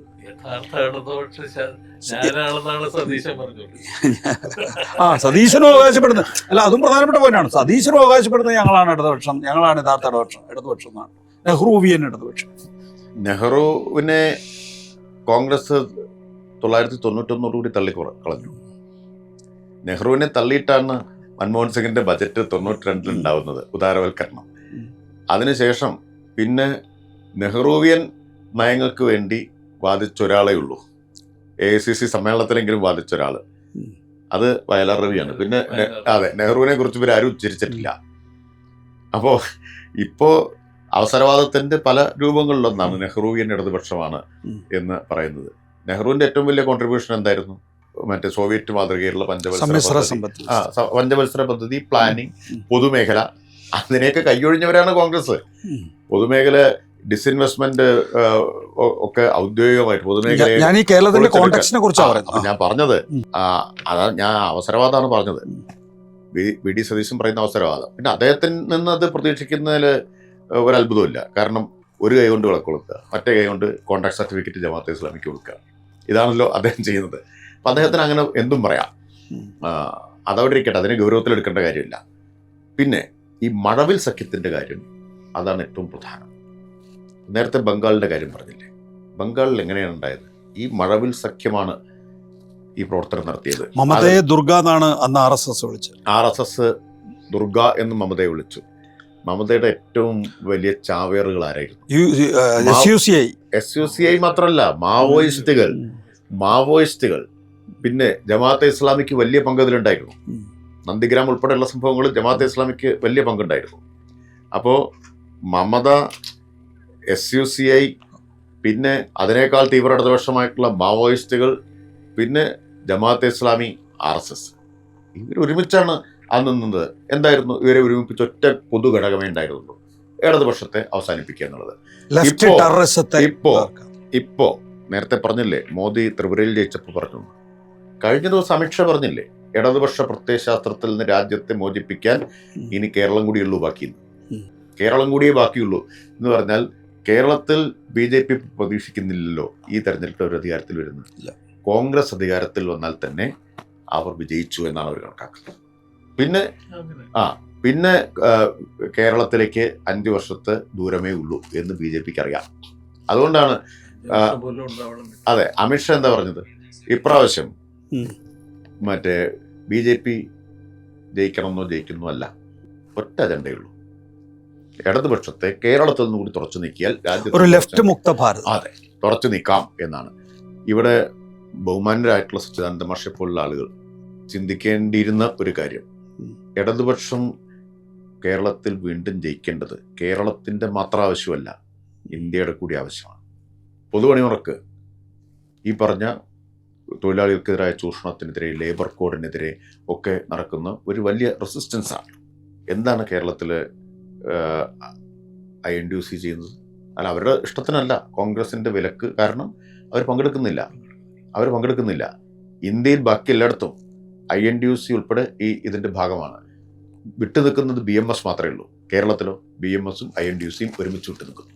അപ്പോൾ സച്ചിദാനന്ദ മാഷെ പോലുള്ള ആളുകൾ ഈ ഒരു സങ്കീർണമായിട്ടുള്ള സാഹചര്യത്തെ വളരെ ലളിതമായിട്ട് കാണുന്നത് എന്തുകൊണ്ട് എന്നുള്ളത് അല്പം ഖേദത്തോടു കൂടി ഞാൻ ചിന്തിക്കുകയാണ്. അദ്ദേഹം എനിക്ക് തോന്നുന്നു ഒരു പക്ഷേ ഈ കാര്യങ്ങളെല്ലാം അദ്ദേഹം ഒന്ന് ശാന്തമായിട്ട് മനസ്സിരുത്തിയും ചിന്തിച്ചാൽ ഈ നിലപാടിൽ മാറ്റം വരുമായിരിക്കുന്നതാണ് ഞാൻ വിചാരിക്കുന്നത്. ഇടതുമുക്ത ഭാരതത്തിന് വേണ്ടി ആഗ്രഹിക്കുന്നതാണോ ഈ കാലത്തിൻ്റെ രാഷ്ട്രീയം എന്നുള്ളതാണ് പ്രധാനപ്പെട്ട ചോദ്യം.